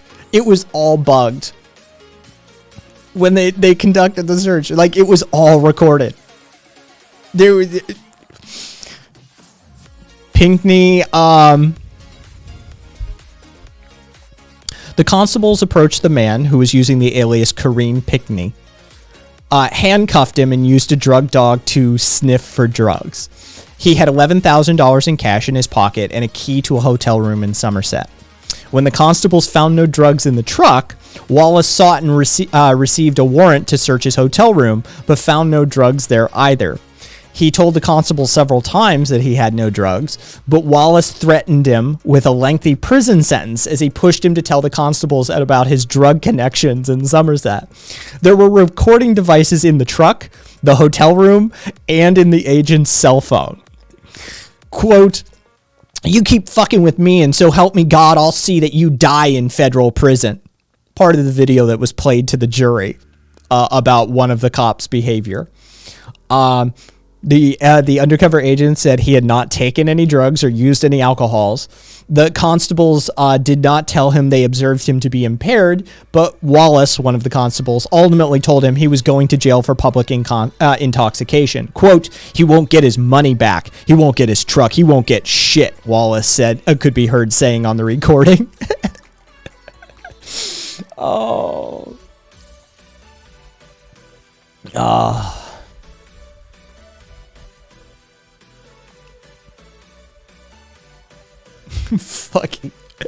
Fucking brilliant. Glazy's a liberal. Glazy's a fucking liberal. Everyone, pay attention to those results. Glazy's a fucking liberal.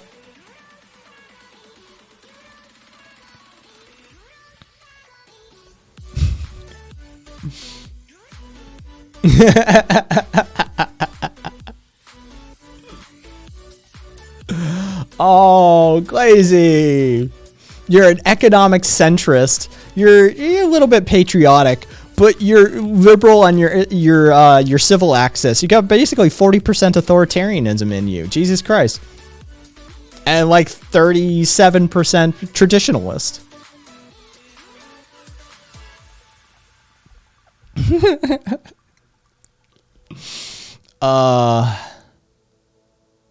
Cupcake fair is fair, here's mine. Anarcho-communism. I don't know. That's up to you, bro, but I mean, maybe take that into context the next time you start talking shit about liberals, because the fact of the matter is your beliefs basically dictate that you kind of are one. Dim sock.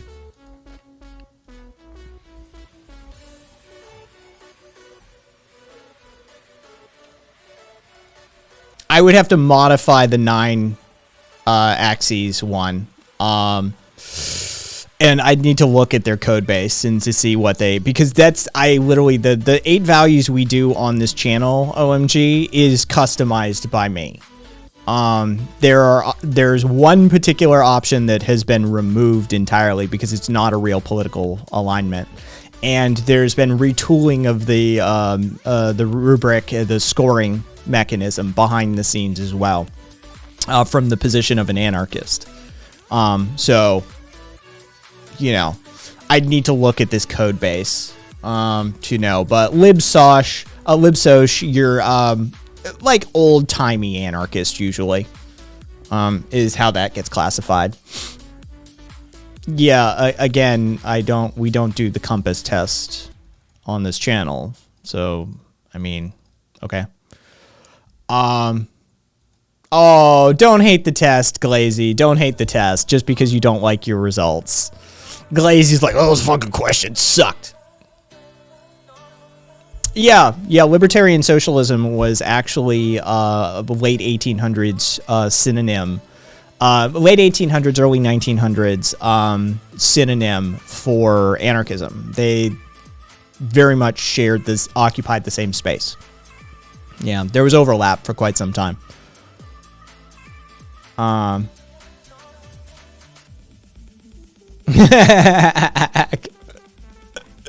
Oh, caboose. Hey, Cassidy. Yeah,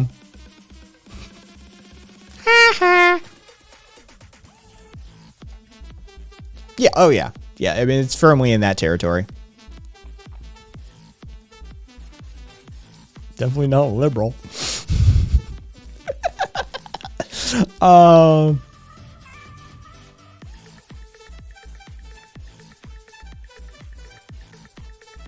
Good, oh god, I hate doing it on that top screen, though.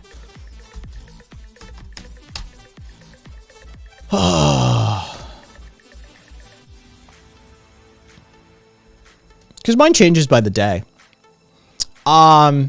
Post-anarchism is something that's sort of post-left, post-anarchism, which is what I classify myself as, OMG, has been, it's one of the fields of anarchism that's still in development. It's been the last 30 years we've been working on it, sort of thing. So the theory is still very much alive, especially within post-anarchistic circles. Post-leftism has its own sort of development train attached to it. And but yeah, post-anarchism is most assuredly developed. It's created within the last 30 years and is still being worked on. So it is, yeah. Yeah, no, you are, Glazy. That's the hilarity of it. So you really are. You're a liberal. For all of your just blowhardness, for all of the libtard talk, you're a liberal. Oh man, that's amazing.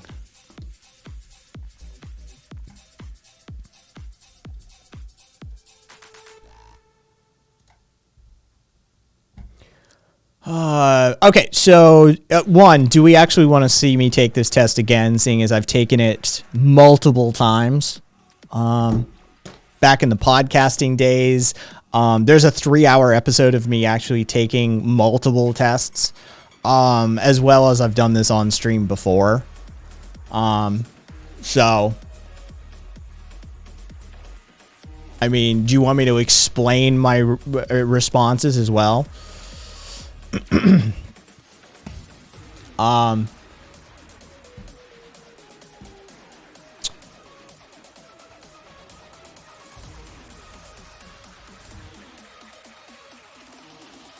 Oh, for God's sakes. Glazy, knock the conspiratorial thinking out of your fucking mind. The reason that I have a modified version of the 8 values test is because the 8 values creator doesn't understand anarchism. Basically I had to retool some of the axes for to accommodate anarchism. The way the original 8 values test works vis-a-vis anarchism is that you have to hit 100% on the liberty axis. If you hit anything less than 100% on the liberty axis, you cannot score anything even remotely anarchistic in the original 8 values test, which is 100% unrealistic. That's pure utopian territory, right? So I went through, retooled. I also removed anarcho-capitalism from the result capabilities as well, because anarcho-capitalism isn't actually a thing. It gets reshuffled under a different heading.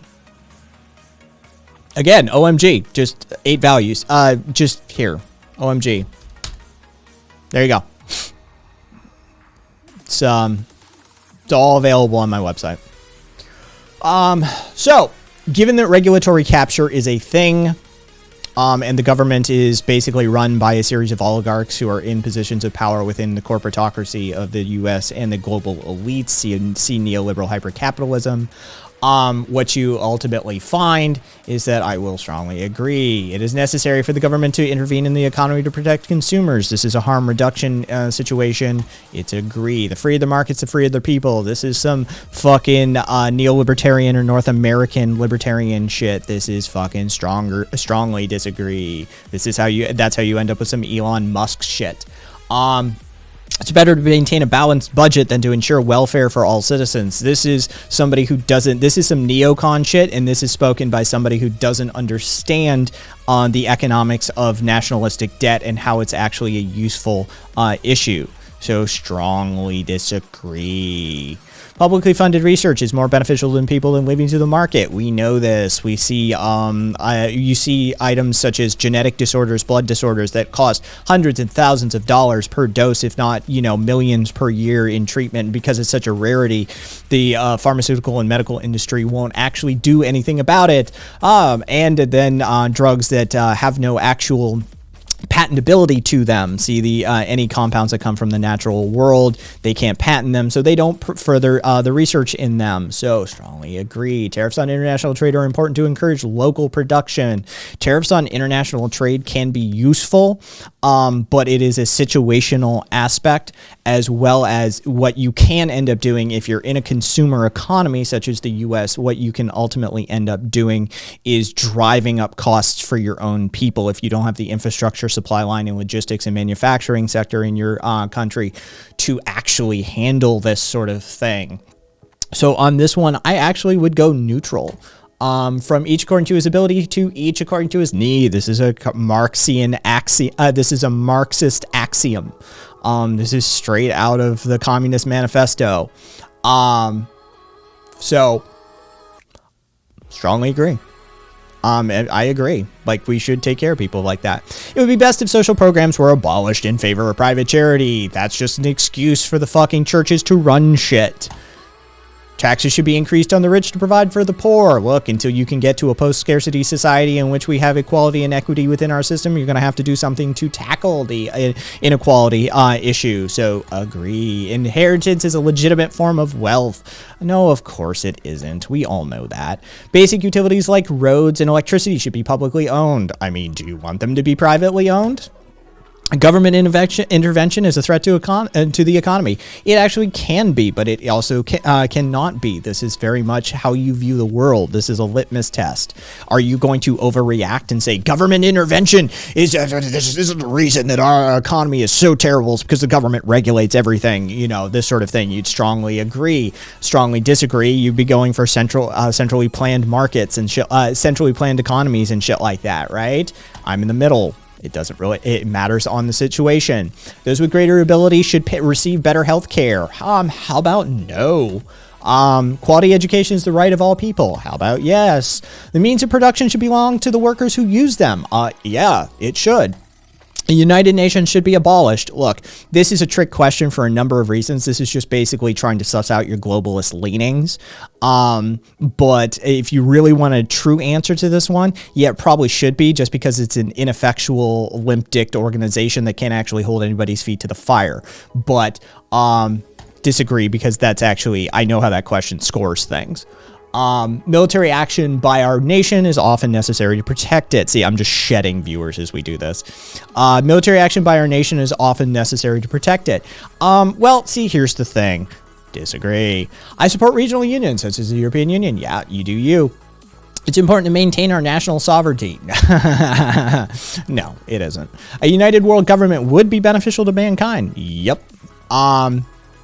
It's more important to retain peaceful relations than to further our strength. Hey, what a concept. You don't really need that a whole lot of strength if you have peaceful relations. You know, wars do not need to be justified to other countries. This is, hey, Papa John Pig. I knew those were trickery there. Yep. It helps to know how it's scored. Also, my answers vary depending on the day, what kind of mood I'm in, that sort of thing. Let's see. What do we got? ANCOM. Good on you, OMJ. Do you feel that that's what you align with, OMG? Wars do not need to be justified to other countries. This is a nationalist versus internationalist axis question. It's going to be modifying that. Okay, then I always like to ask that question. When people receive their results, do they feel that that is working? Is that proper for you? So far, the overwhelming majority of people who've taken my modified version agree with their results. So I will keep it that way.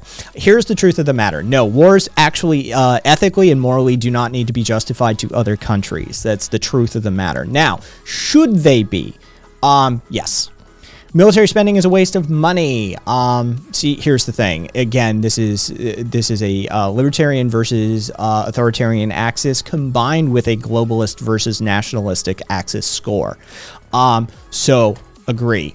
International aid is a waste of money. Strongly disagree. Soft power is wonderful. My nation is great. Yeah, you know what? Disagree. Research should be conducted on an international scale. Of course it should. Human knowledge belongs to the world. A government should be accountable to the international community. This is a dangerous precedent, but I agree. Even when protesting an authoritarian government, violence is not acceptable. My religious values should be spread as possible as much. No. Our nation's values should be spread as possible as much. No. It's very important to maintain law and order. No. If you understand what's being asked in that question, then you understand why that's a strongly disagree. The general populace makes poor decisions. Agree. Physician-assisted suicide should be legal. Strongly agree. The sacrifice of some civil liberties is necessary to protect us from acts of terrorism. Hey, go fuck yourself. The government surveillance is necessary in the modern world. Hey, go fuck yourself. The very existence of the state is a threat to our liberty. Hey, regardless of political opinions, it's important to side with your country. That's adorable. All authority should be questioned. Bingo. Hierarchical state is best.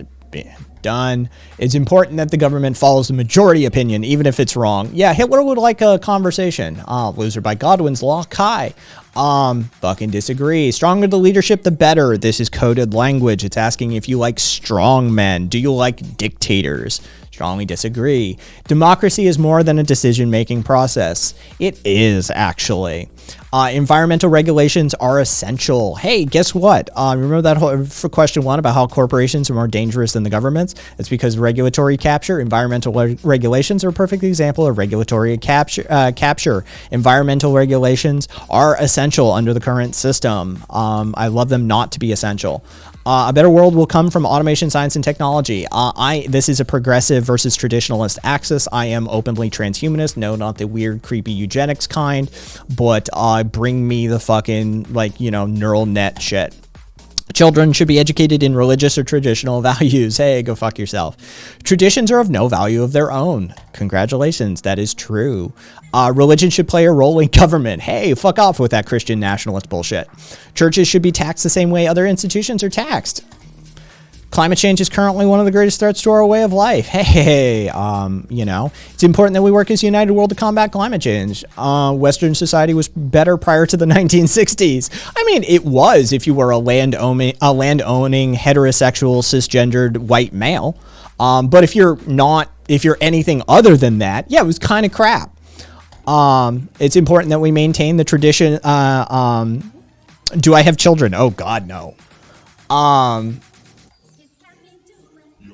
Let's see. What do we got here, Caboose? Anson. Hey, that's respectable. Anson's totally respectable. It's important that we maintain the traditions of our past. Look, traditions are fucking dead people baggage. Drop them if you want. So strongly disagree. It's important that we think in the long term beyond our lifespans. Hey, what a concept. Reason is more important than maintaining our culture. Agree. Drug use should be legalized or decriminalized. Agree. Same-sex marriage should be legal. I know how this is scored, so I'm going to answer strongly agree, but my stock answer is that same-sex marriage shouldn't be legal because marriage shouldn't be a legal construct. There shouldn't be heterosexual marriage either. Marriage, at no point in your life would you have looked at your partner and said, baby, what we got going on is so fucking strong. We need to get the government in on this shit. Nobody has ever said those words before, ever. That's fucking ridiculous. So, but yes, it should be legal. No cultures are superior to others. Look, I hate to be the bearer of bad news. I hate to be the crazy fucking one in the room, especially for leftists, but there are cultures that are superior to others. If you have a culture of tolerance towards homosexuality, and then you have a culture of pushing them off of building tops to execute them, one of these is a superior tradition. I'm just sorry. It's the truth of the matter. So disagree. Same-sex marriage, sex outside marriage is immoral. Hey, that's fucking goofy as shit. If we accept migrants at all, it's important that they assimilate into our culture. This is a very loaded question. It's a disagree. Abortion should be prohibited in most or all cases. Fuck off with that bullshit. Gun ownership should be prohibited for those without a valid reason. Sorry, I'm all the way on the left. I support single-payer universal health care. It's the only way we're going to get decent health care in this system. Prostitution should be illegal. Fuck off with that demonization of sex worker bullshit. Maintaining family values is essential. You mean the nuclear family, recent contemporary concept, very Eurocentric concept, or not even Eurocentric, North American concept of core family values? Yeah, exactly. Strong disagree. To chase progress at all costs is dangerous. It actually is. But you know what? I think we're in a forward retreat situation. I think the option to turn back has already passed us by, so disagree. Genetic modification is a force for good, even on humans. You know what? I'm looking forward to some of those genetic modifications. It's really going to be interesting in the long term. Even though I know there's a potential downside, I'm in the strongly agree camp just because I want to see it happen. We should open our borders to immigration. Strongly agree because I understand the science and math and economics behind the immigration. The fact that there are literally trillions of dollars left sitting on the ground because we restrict our immigration policy as the way we do. And I've got a book for it if you want to read more about it. Governments should be concerned about foreigners as they are about their own citizens. Congratulations. I thought God made humans, not Americans. Agree. All people, regardless of factors like cultural or sexuality, should be treated equally. What a fucking concept. I already answered this. Is royal doodliness? No, I have no children, nor do I want children. I am gay, and I have and I've worked with children in my past. I was director of technology for a regional group of boys and girls clubs. I do know what it is to take care of children. I want nothing to do with children. I've never liked children at any point in my life, and I'm gay on top of that. So I'm not in that camp. It's important that we further my group's goals above all others. Oh, that's dangerous as fuck. That's what I hit today.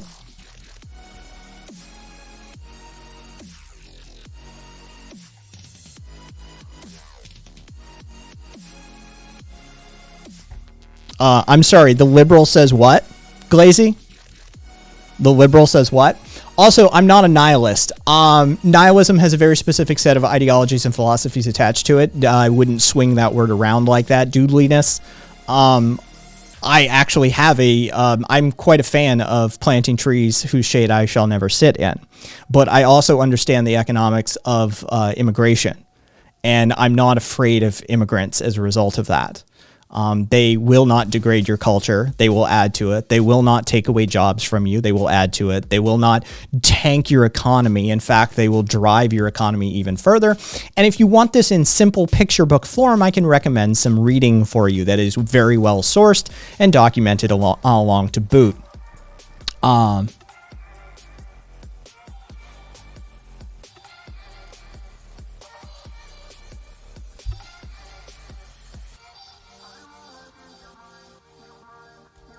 I'm sure you don't understand it. Here, let me get the book for you, and you can buy it and read it and figure it out for yourself.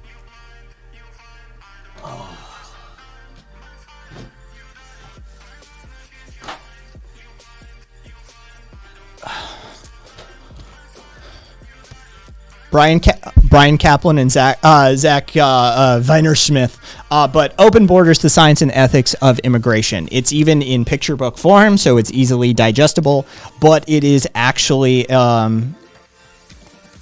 completely sourced in the back, so you can read where these come from, what studies are involved in these, and you can just go through it, and you can do the culture aspect. You can do the natives burden aspect. You can do all these sorts of things that you, I'm sure, have concerns about. The $1 trillion bills on the sidewalk, that would be the economic ramifications of turning down immigration in this sort of scale. Yes. So, Keyhole Solutions, either way. Open Borders, Science and Ethics of Immigration. Go ahead and give it a read. Come on back another time.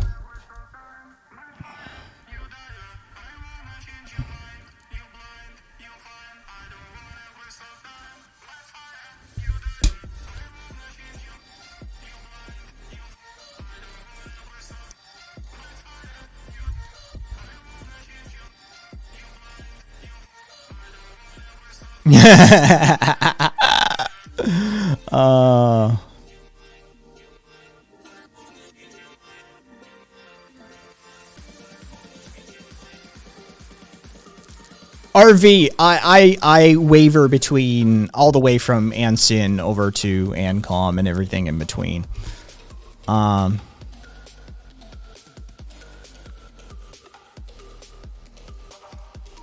You do realize that liberals are essentially centrist, right? You understand that, right?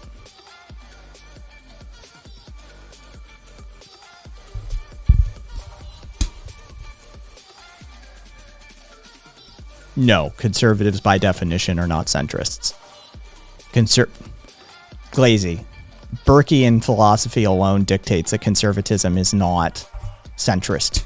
Okay, by definition, it's traditionalist. It holds literally on the right side of the political spectrum. Like, I mean, by definition, it's not centrist.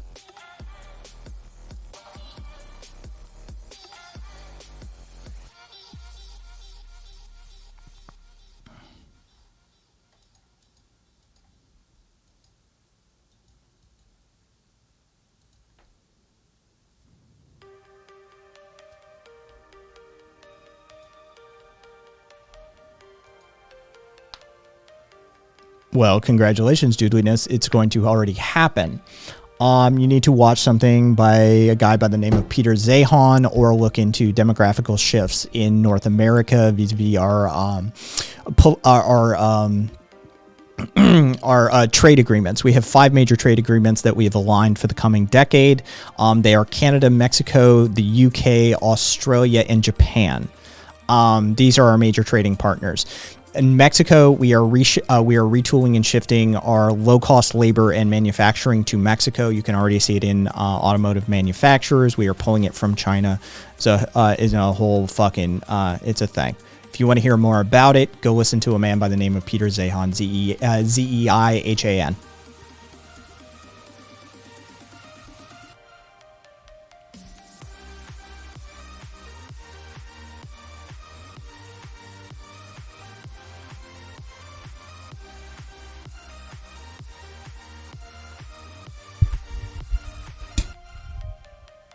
No, Bezos' wife is the one giving away the fucking billions.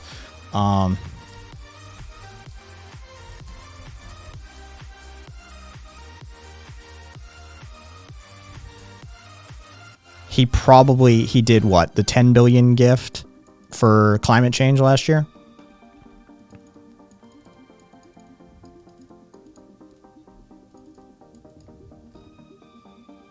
The sum total of the top 10 charitable donations last year was the lowest since 2011, even as many billionaires vastly increased their wealth in the stock market. Yeah, it is, Duffy. It's not a single donation, as well as it will be funneled through the Bezos Family Foundation. And if you know anything about the economic scam that is charitable foundations by philanthropists, then you understand what's actually going on there. But most people don't.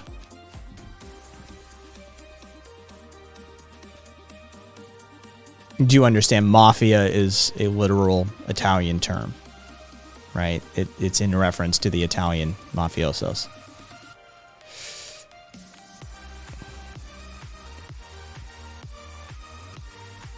MS-13 isn't Mexican, it's Ecuadorian. You want to try again? It's strike two. You want to swing and a miss again?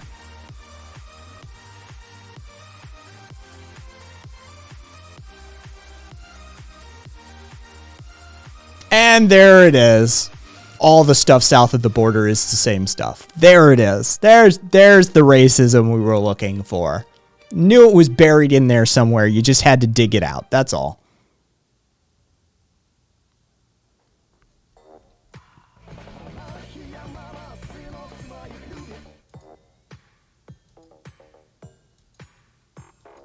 Viva, that is true. It's a U.S. prison gang that we exported to Ecuador and then imported back. That is true. That's an important distinction, Viva. Fair. But they definitely took root.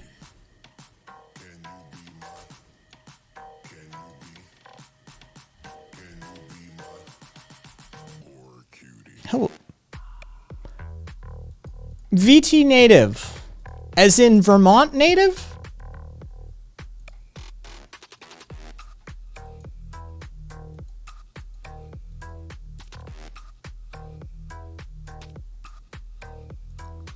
I love Not a Feather is telling Caboose, who lives in California, to go to California. Like, literally, like, you should go to California. I live in fucking Vegas. You think I don't go to California? It's literally a day trip for us. We go, it's not even a day trip. I can drive right down the 15 and be in California like that.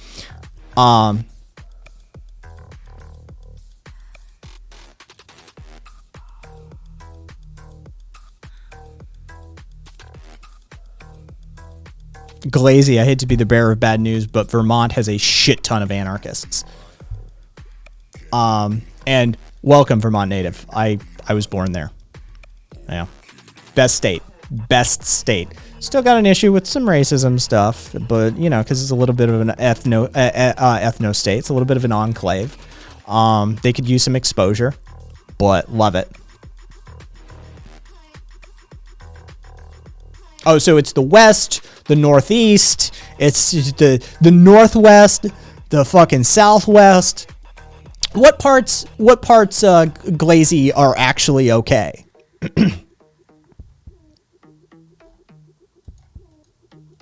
You do realize that the California economy is the #1 economy in the U.S., right? On a global ranking, it's number 5.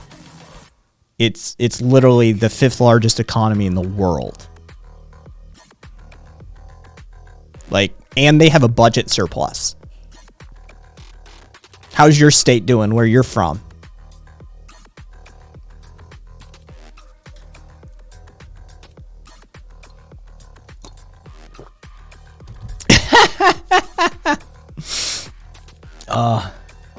What you just said is one of the most insanely idiotic things I have ever heard.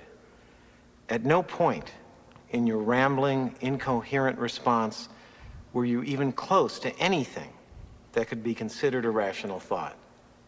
Everyone in this room is now dumber for having listened to it. I award you no points, And may God have mercy on your soul.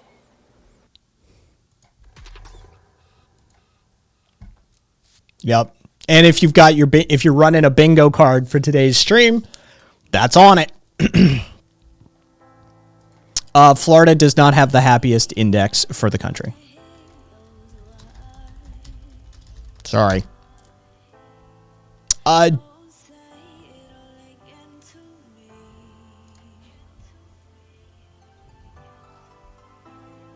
Let's see. Hawaii was number 1 for last year. Yeah. Hawaii was number 1 for the U.S. Happiness Index.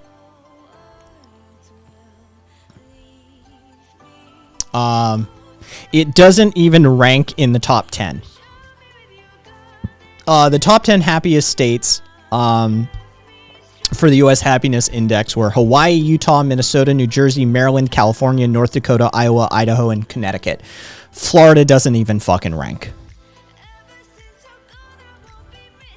But a whole lot of Florida's neighbors do rank on the least happy states. West Virginia, Arkansas, Oklahoma, Louisiana, Kentucky, Tennessee, Mississippi, Alabama, Alaska, and Oregon are the least happy states. 1 to number 10.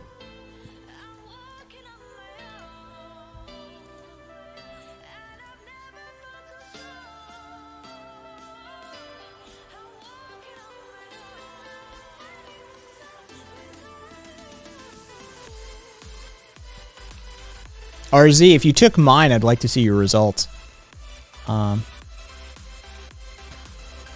VT, no. Vermont, no, I didn't. I don't follow it. I've been apprised of it. My community keeps me up to date. But, no, I've been apprised.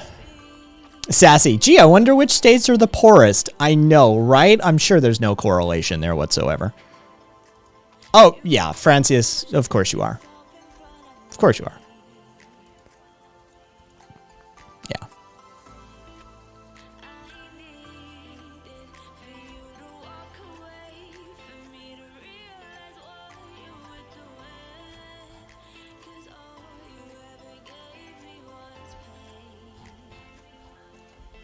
So, that was fun.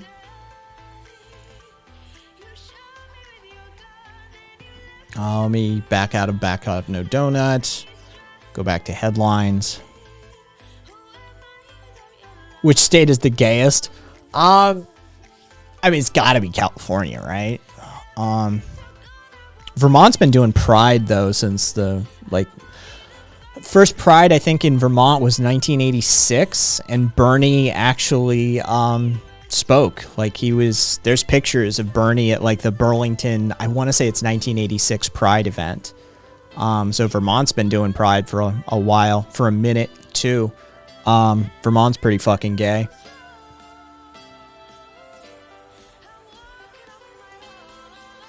Hello, Ozzy.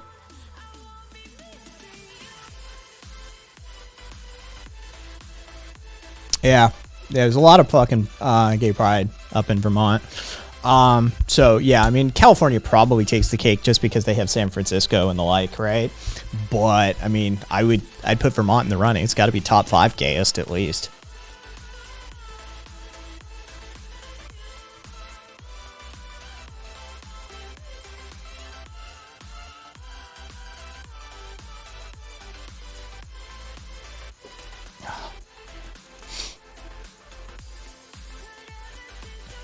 Oh, Bama's the gayest.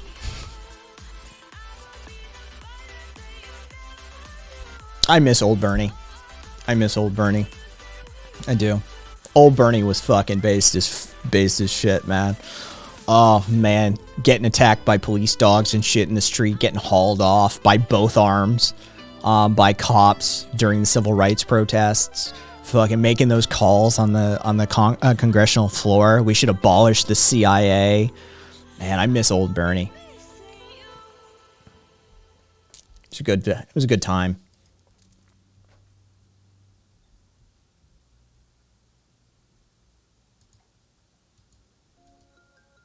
More time in jail than in the Capitol. Yep. Yeah, it was a whole other Bernie. I understand the compromises he made. He wanted to. I understand. He did some political calculus. It's very utilitarian. I understand. A lot of us would disagree with it. I get it, but Bernie did more to move that needle a little left and like expose America to the concept of leftism. Maybe not the most left version of leftism that you would want, right? But yeah, he did a lot of good by shifting that, by, de-radicalizing a little bit and kowtowing to the system as he did. I mean, imagine the compromise. Imagine, right? Because we know Bernie believes those things. We know Bernie is not a fan of the CIA. We know Bernie fucking fought the fight and those sorts of things. He walked the walk. That couldn't have been easy for him early on, making those compromises and being like, okay, I've got to hold my tongue. I cannot yell at this, this fellow congressman on the floor about how the U.S. police state is an atrocity and, these sorts of, like, imagine those, especially those early days. Like, sure, it became habitual after a certain point. He became more comfortable with it. But imagine what that transition must have felt like, to be sitting there in the seat of power and looking at some of these assholes talk the way they do and just be like, oh, God, don't say it. That had to be difficult.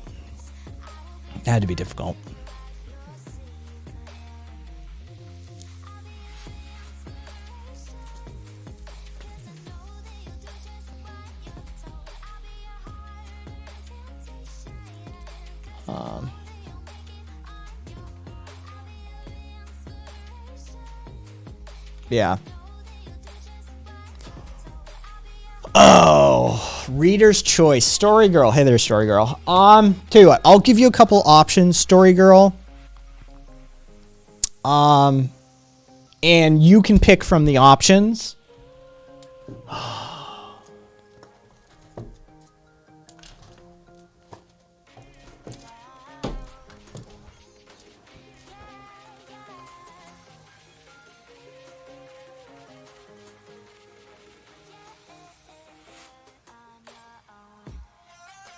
All right.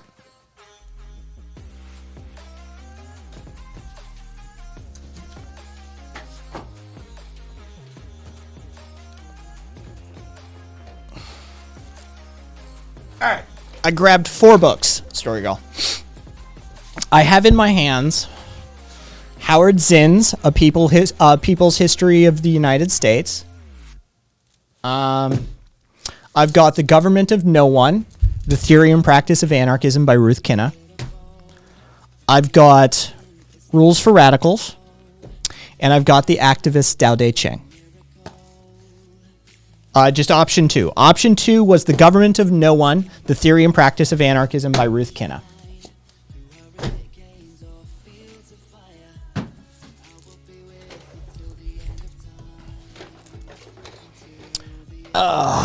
As you can see, it's pretty well tabbed out too. Ambiguity. I've got, my pile of books is ridiculous. Let's just put it that way. Oh, and if you've never looked at this one or read it before, it's got diagrams and topological charts and shit in it as well. It's actually it's not the best as far as like a narrative goes. It's kind of rough to read, but it's got a lot of really interesting information in it. So I recommend it to people.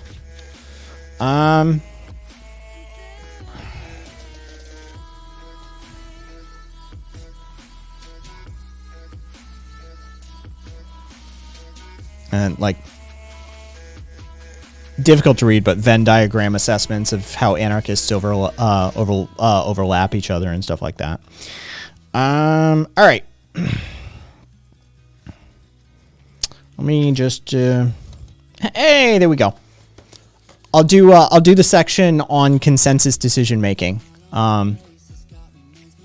Sassy. Oh, sassy. Sorry, fucking Story Girl. S is just overlapped in my head.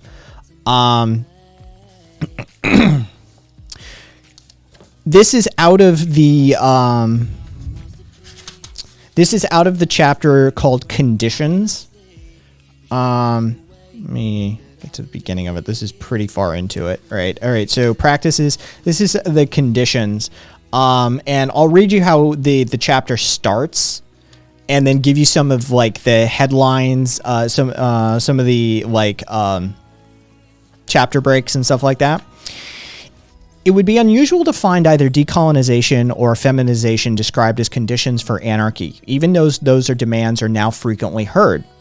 A condition seems too rigid, threatening to fix relationships in ways that most anarchists would consider unanarchistic. However, the term can be more loosely used. Lots of anarchists have set certain minimal tests for their own interactions. Manifestos and safer space policies are examples of sort of conditions that some anarchists propose. And some anarchists have devised complex regulatory rules for proposed alternatives. In this chapter, I explore anarchist constitutions, showing how anarchists who sorted themselves into individualist and communist camps envisaged the functioning of anarchist societies. This leads us to a consideration of anarchist utopias as well as anarchist conceptions of democracy and beyond. Right? So, first section up is anarchist constitutions, and then it goes into individualist constitutional experiments. Let me get a position where I can flip. There we go. And let's see, what's the next section? That's and then communist constitutions. And after that comes the utopians and their opinions on stuff, and then enduring utopians. And then there is transitionary states, and let's see.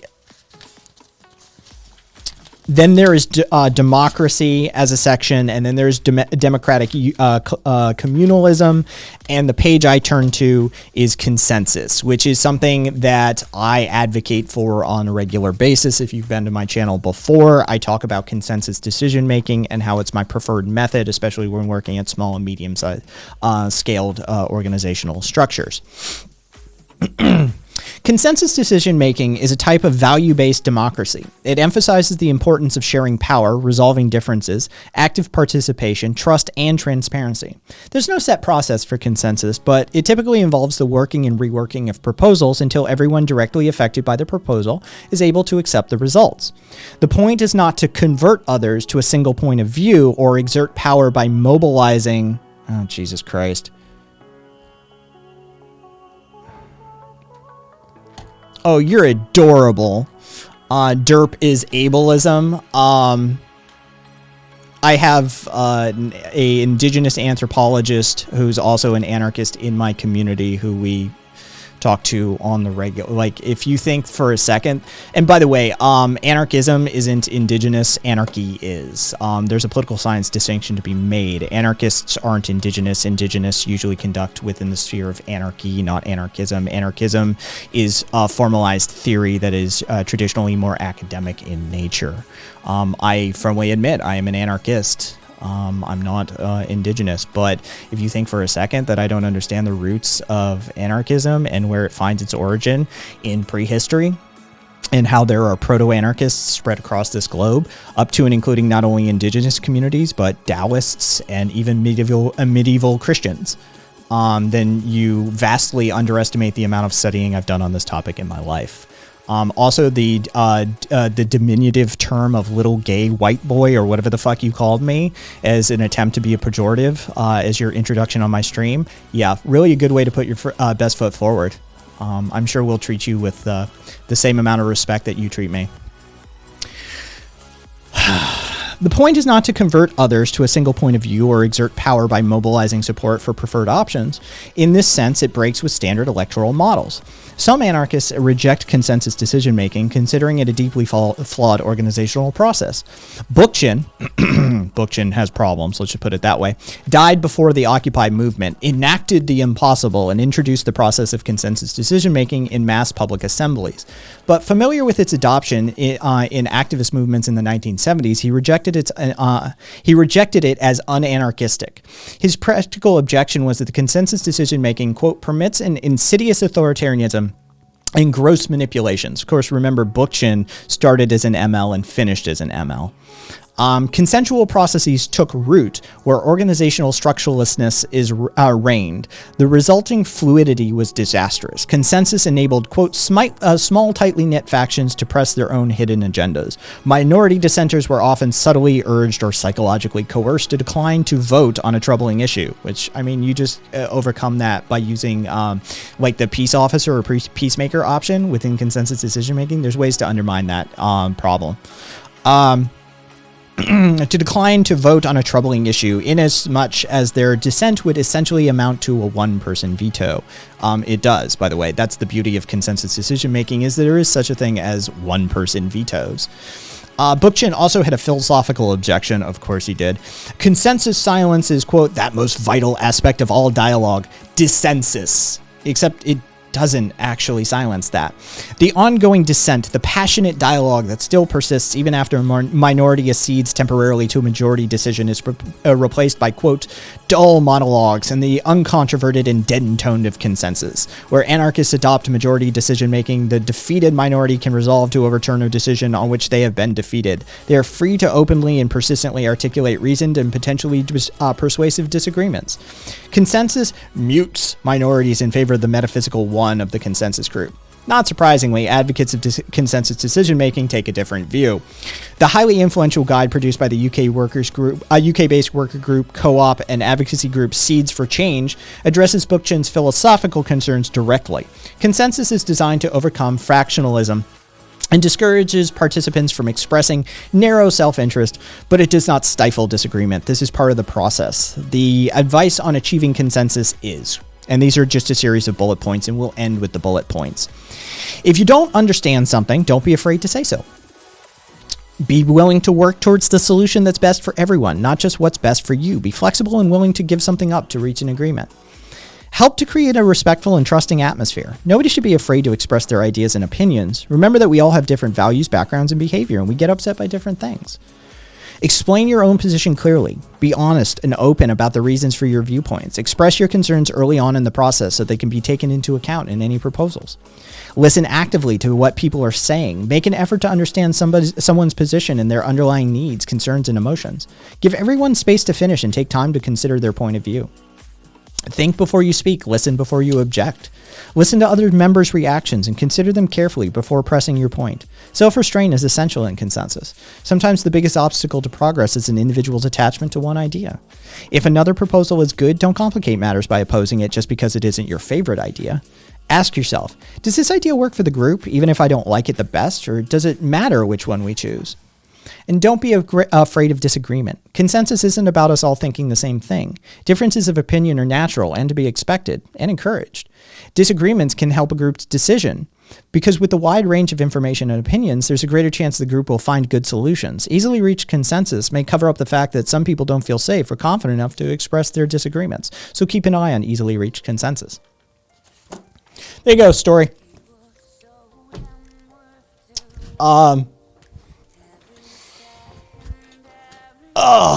And I know chat was whizzing by. I saw a bunch of shit whiz on by while I was reading. But I hope I really do recommend this book too, by the way. If you're not down for like this sort of shit, right? If you're not in it for that, this is a manageable size. The Government of No One, The Theory and Practice of Anarchism by Ruth Kinna, Kinna. It's a weirdly organized book, but there's a lot of really good details in it. Just, intersectionality examples and, convergence and divergence examples and explanations, character stance, barriers and priorities within convergence and divergence properties and principles.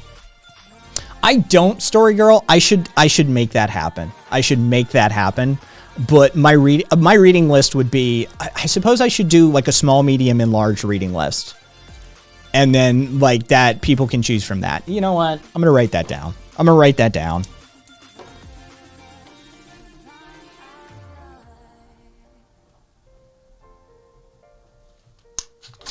It's officially on a Post-it.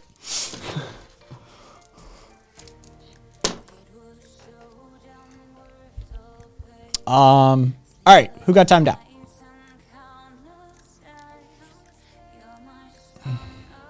Oh, the derp person. Oh, Karina fucking paid for it. All right, so I'm gonna scroll back a ways, just to try and catch up on chat a little bit.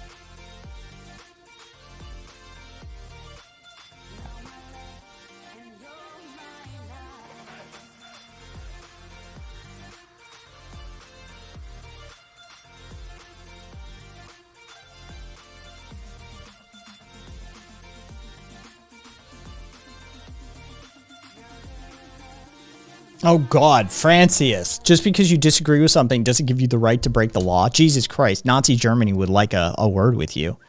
Holy fuck, bro. Right? Like, what about the Underground Railroad in the U.S.? Right? Was that... Holy fuck, bro. Talk about an untenable position to try and occupy.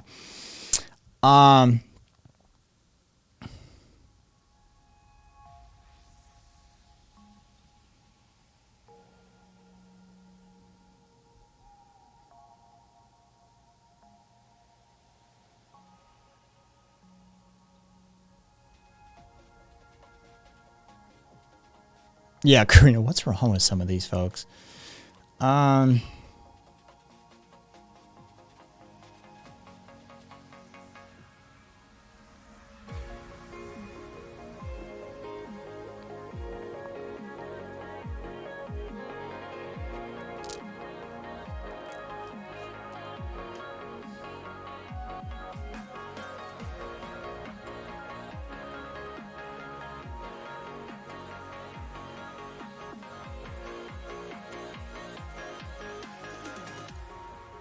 I mean, Francius is literally calling for insurrectionary action. Can we fucking, like, this has got to be TOS territory, right? Like, this is got to be, like, am I reading some of this incorrectly? Should this person not have been, like, banned, like, 5 times over based on some of these statements?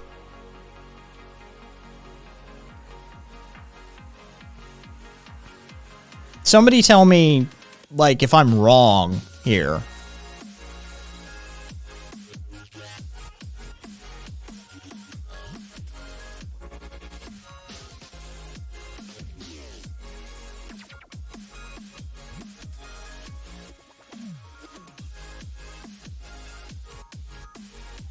Yeah, I'm just gonna...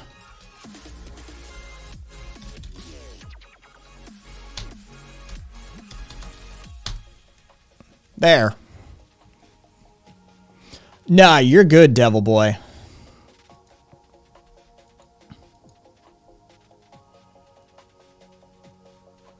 Ah, you're fine, RA. Yeah, I know. Shrimps, like that's... Yeah. I just removed his timeout and I added a ban instead.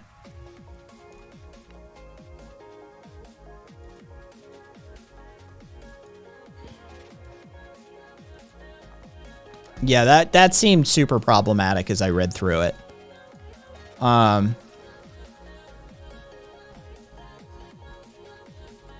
Yeah, that was an issue.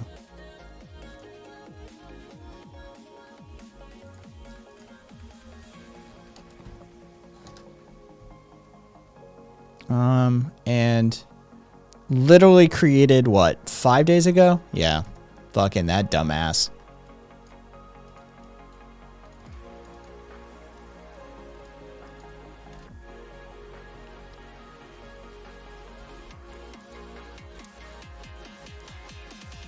Oh.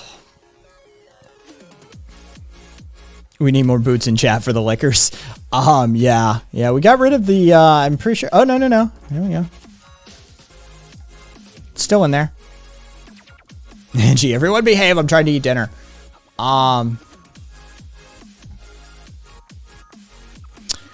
OMG, you have operated in good faith the entire time. If you would like to have that conversation now, I'd be open to it. I don't know what you want to talk about. If you still want to talk about anything at this point in time, but you've been in here for like a couple of hours now, and you've been operating in good faith the entire time, and you've been participating. So if you still want to have that conversation. Yeah, that last guy was literally talking about like violent overthrowing of governments and shit like that. Like not even hypotheticals, but just breaking the law is cowardice. What you should do is take up arms and like start shooting fucking soldiers and shit. Like, I mean, are you kidding me? Like that has to be TOS. It has to be. Like, I don't even know.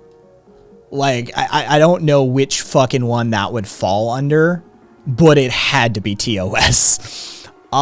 Give me a, hang on, let me pause the music, OMG. Give me a count to 5 for me, please. You want me to count to 5? Yeah, I just need to do a volume check. Okay, 1, 2, 3, 4, 5. All right, cool. Thank you kindly. Yeah, as I went back and read through some of those comments, I was like, this has got to be TOS. This is, man. This is like, this has to be. Like, I'm sorry. Like, I don't, you know, I'm not a legal scholar as far as the TOS conditions go. I've read them once. All I know is, like, I was like, I'm pretty sure this has to be, right? Yeah, no, I listen, I was definitely willing to strap up my boots for the comrades. If someone needed something to lick. That was, dude. Yeah, that dude was. He was flying off the handle. If necessary. Yeah, it's Story Girl. Like, definitely a whole bunch of shit. And then yeah, whoever that little fucking derp dude was, good timeout on that one, Mitre. That was a solid timeout. Like, they straight up admitted they were just like, what did they say? I'm just here to annoy the streamer. Don't try to make this serious. They said that to Caboose, and so Mitre timed them out. Like, all right, well then, bye. I think they should. I think they should get their points back. That, like, I feel like. I don't know. I don't know if you can even do that though. Karina. Oh, Karina redeemed. Oh yeah. We can issue them back. Yeah, definitely slap them back because that was a lot of points.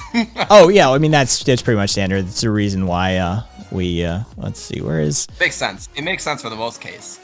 There we go. What is the tank coping thing? What is that?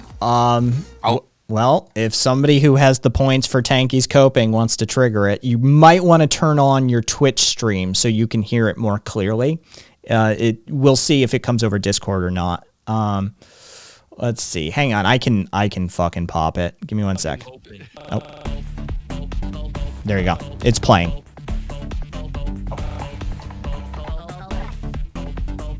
I'll explain it. That's kind of cool. Yeah, you're gonna need to turn on your Twitch stream.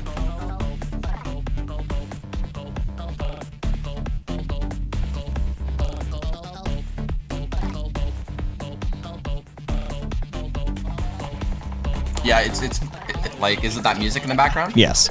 Basically, the long and short of it is it's a clip of a guy by the name of Infrared or AKA Haz, H-A-Z. And it was made by one of our community members and mod Mitre. Basically, he was on a phone call, he was on a panel show, and he is special. He's got anger issues, he's got some level of personality issue, I don't know what his deal is, but he's a tanky. And he sat on this line for 45 minutes. This is not hyperbole. This is not exaggeration. Other people have seen it. We have the VODs. We witnessed it. He sat on the line for 45 minutes, literally just yelling into the mic, "Cope, cope, cope." So when you hear that, cope, cope, cope, cope, that's Haz literally yelling cope for 45 fucking minutes straight. Because Haz is of the opinion that you win debates by as a war of attrition. The first person who disconnects from the line loses. I think that's some 8chan behavior. So, I mean, considering the anger issues and stuff, it seems to correlate pretty well. He's a special dude. His community is super fucking toxic. Yeah. So yeah, Mitre made a song out of Haz yelling "cope" for 45 fucking minutes, and yeah, it's a channel point right there. Did he make it a 45-minute song? Like, is it literally 45-minute song? No, it's like a minute 30. It's like a minute 20 something. It's like a minute 30. Yeah. Okay. Still, that's epic. That's super epic. Yeah, we like to pick on the tankies when we get a chance. Red fascists, fuck them. Oh yeah, absolutely. I mean, we'll take the tanks though, because we'll need those when the time comes. Also, I don't know. I kind of disagreed with you way back hours ago about the time frame of revolution and how it's plausible in our time period. And I did make a few points in chat, but they were definitely there was definitely a lot of other messages going through. So I don't know if you saw any of my points or if you're still up for that debate. Oh, I don't know if it's a debate. Chat wants to debate. I don't debate. I will have a conversation though. I'm not a debate lawyer. I don't even think that it would really. That's fair. Debate is a. Mitre's link for his SoundCloud is in chat. Everyone, go I don't know, follow him or do whatever the fuck you do on SoundCloud. I don't use SoundCloud, but there's Mitre's SoundCloud. If you want actual rap or any leftist music, you go to SoundCloud. So everybody go follow Mitre. Or just yell at him on the Discord server and be like, "Bitch, send me a link to some music." Yeah, Glazy, I hate to be the bearer of bad news. You're new. Everybody in my community knows what I actually mean when I say I hate to be the bearer of bad news. It's code for I'm going to take great pleasure in telling you this. I hate to be the bearer of bad news, Glazy, but most music is leftist music.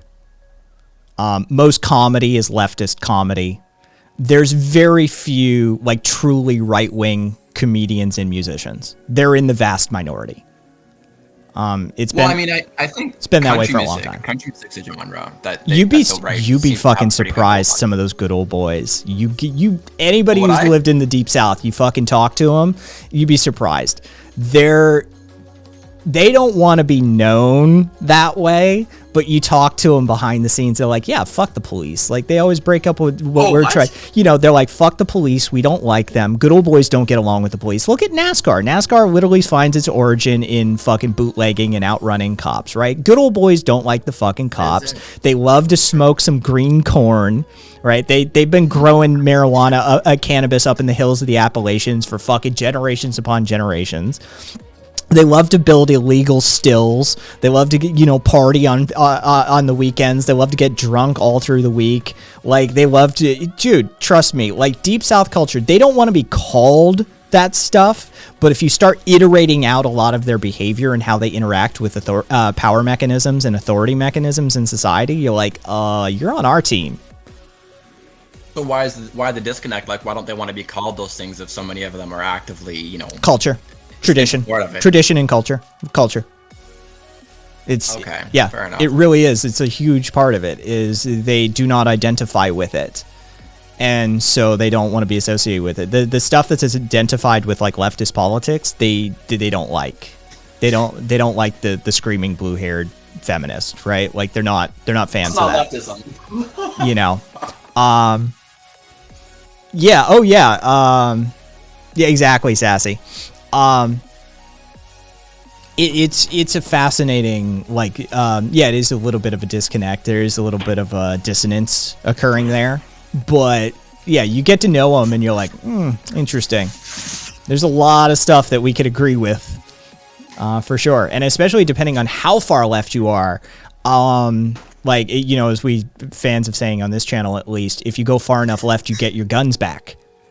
Exactly. My favorite part about it. So you know, that's always a point. Well, how do you feel about guns? Fuck yeah. Hand it over. Like, you know, oh, I don't have this one in my collection. Dude, they'll bond immediately.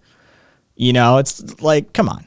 They really do get along. They do get down. Like, if you hang out with them, most of them have, you know, that's the thing is there's even like when you get into the good old boy section of the Deep South, they're not even that racist. Like, they all have family members who have intermarried with various black people over the, you know, their generations, their neighbors, the woman who helped raise them, their church pastor, right? Like, they're not even that racist, like, in those, like, deep hollers and shit like that. A lot of that racism is actually, ironically, suburban. It's, you know, it's not up in the hills that much. It's actually down in the towns, which is not quite the picture we have of them. But if you want good examples of this, go listen to Bo the Fifth Column. He had a video. Yeah, I do listen to Bo the Fifth Column years ago about that. Because he's anarchist. He's an anarchist flat out. I'm pretty sure. Actually, not pretty sure. I know he is. Like, I just didn't think that was a popular trend. I saw like a lot of people, you know, flying Black Lives Matter banners and pride flags just openly. And they would get, you know, just vitriol, like just insane amounts of derogatory stuff. It is funny. Poo as you gay haha, which is an account created 4 minutes ago, so we can take it super serious, guys. Can I get in call to tell you how you're gay? Well, I mean, I don't need you on the call to tell me how I'm gay. It probably has a lot to do with the fact that I am physically attracted to men and not women. You know, that whole, like, I like it up the ass part probably plays into a whole lot of it. I find the actual pheromonal scent and physicality of my partner, like, hugely attractive. That probably has a lot to do with, like, there's probably some overlap there. I don't know. But I really don't need you to catch me up on it. But thank you for the offer nonetheless. I love these people. I love people that think that, like, that's somehow gonna get to me. I can see why you were like, let me wait a few hours before I let anybody in. I can see why now. Yeah. You have to be vetted a little bit. Yeah. We've learned that lesson as a community. Prove it. Prove Kai is gay. Oh, Adia. Yes. You have to submit in order to. I've got video that would prove that, or at least bisexual, right? Like, I mean, you would have to produce video of me sleeping with women. To at least argue the bisexuality, but you definitely, I got proof. Yeah. Yeah, some chud. You're gay, Kai. Yes, and I'm happy being gay, right? Like, this is the thing. Do you know how much easier it is to be a gay man? Like, now that the Christian conservatives have sort of been curb stomped into a little bit of submission as far as these issues go, and as long as you don't live in some of the locations in the Deep South, it's great being gay. It's fucking amazing. Oh, the lack of cultural expectations. I mean, the worst thing my generation did was fight for marriage equality and military service equality. Stupidest fucking decisions we ever made. Hey, we want the government in on our legal constructs as well. And by the way, can we fight and die for this shit show too? Shut up. I find that I have similar problems. As a black person, I find that a lot of the civil rights, you know, like the ban for blacks to be in white businesses and stuff, was not the real goal. It should not have been the focus. The focus should have been like on bolstering black businesses, because once everyone could go anywhere, everyone immediately went to the very prosperous 400-year-old built on the black backs of slavery businesses that were, you know, much more cost effective for everybody. And so I think that happens a lot throughout history. I think that we made a lot of mistakes. We went in the wrong direction quite a bit. I mean, that's par for the course. Angie, you know what the real burn is? That you'd reject 95% of the straight guys who think you want to fuck them. I would.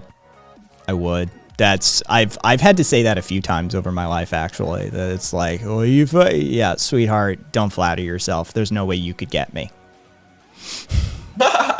You know what I love though is like they're super creeped out when they think that you want them, but the second they know that you don't, they're offended. They get bitter. They get bitter real fast. Yeah. Like, well, which side do you want? Like, do you want me or do you not? Like, what? Like, make up your mind.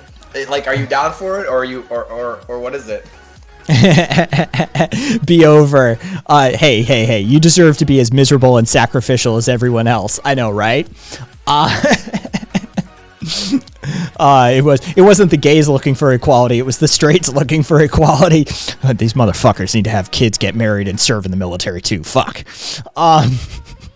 Probably was the argument that won him over in the end. Yeah, I didn't want to fuck you anyway, bitch. And somebody asked about fucking, it was RZ. There are women who love pegging. No option for you. No, biological dick is where it's at. I'm sorry. The dildo is an inferior technology compared to a real penis. Sorry, it's just the truth. What? It is. Bro. Oh, yeah. Yes. No. I'm sorry. Yeah. Softer, warmer, fleshier. Question. I'm just gonna ask it. This is a super personal question, but does your dick fucking vibrate? Does your dick have settings? Like, does it have speeds and functions? Holy shit. I mean, I don't... My partner's dick is more than sufficient. But, like, and I genuinely think... You know you can get cock rings that vibrate too, right? Yeah, you can. Those are super... Like, it's hard to get them correct. And chat's agreeing as well. The biological dick is superior. They haven't built a dildo yet that is equivalent to the real thing. Trust me, I've tried. It's just not. Tray is like, I agree with the rings. Like, the rings have are pretty great. Maybe I just have no skill, and that's why. That's why, you know what I mean? Glazy, Jesus Christ. Wait, you don't actually like the feeling of a vagina? I don't know what a vagina feels like, Glazy. The thought of inserting my penis into a vagina is repulsive to me. There's no part of me. I don't think... Dude, it would take... I could do it. But there's going to have to be incentive. Like, you're going to owe me shit tons of money, and I'm going to need narcotics and like some really, really deviant thoughts floating through my head to even make that a possibility. No, I'm a fucking... Let's put a price tag on it. I'm a Kinsey what's the one. Actual price tag? Make it worth my while. 500 grand. 500 grand is actually super doable. 500 grand. Yeah. We could start the conversation there. I'm a fucking Kinsey one. Like, I'm gay, right? Like, no. There is no part of me that finds, like, I can find women aesthetically pleasing. I can find them attractive. Yeah. I can see the beauty in women, but sexually, no. I find that literally repulsive. Yeah, the concept of like vagina close to me, ugh, no.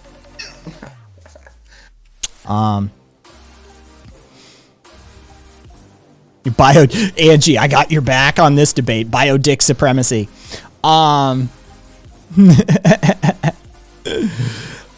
Sex toys are great, but I mean, you know, they have limitations. Well,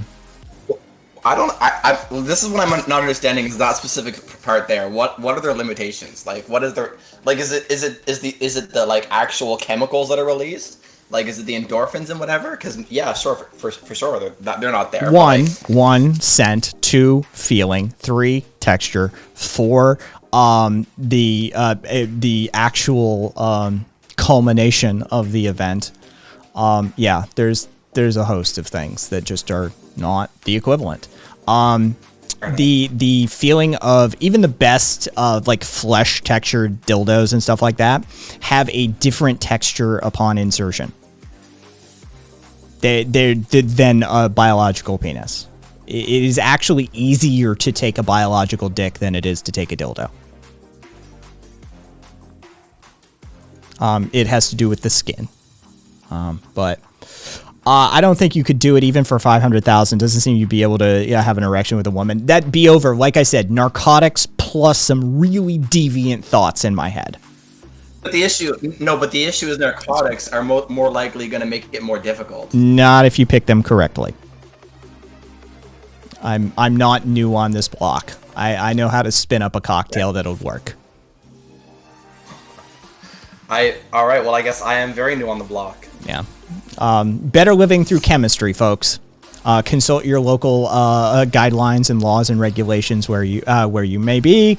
Consult an attorney if necessary. I'm not your legal counsel, nor am I your doctor. Cassidy, I agree. Probably because skin has natural thin oil secretion that cannot be replicated with other substances. Is fucking casual deviant degen shit. We do have, by the way, we have a degen command in chat that fucking talks about fascism. But yeah, no, basically when you get those people talking about how like leftists are deviants and degenerates and stuff like that, it actually you can consult Umberto Eco on that matter about how the fascist transfers their will to power to sexual matters and how that that's the origin of a machismo and why they have an intolerance and condemnation for non-standard sexual habits. It's actually an element of fascism. So when somebody calls you a deviant or a degen or something like that, just remember, maybe a fascist.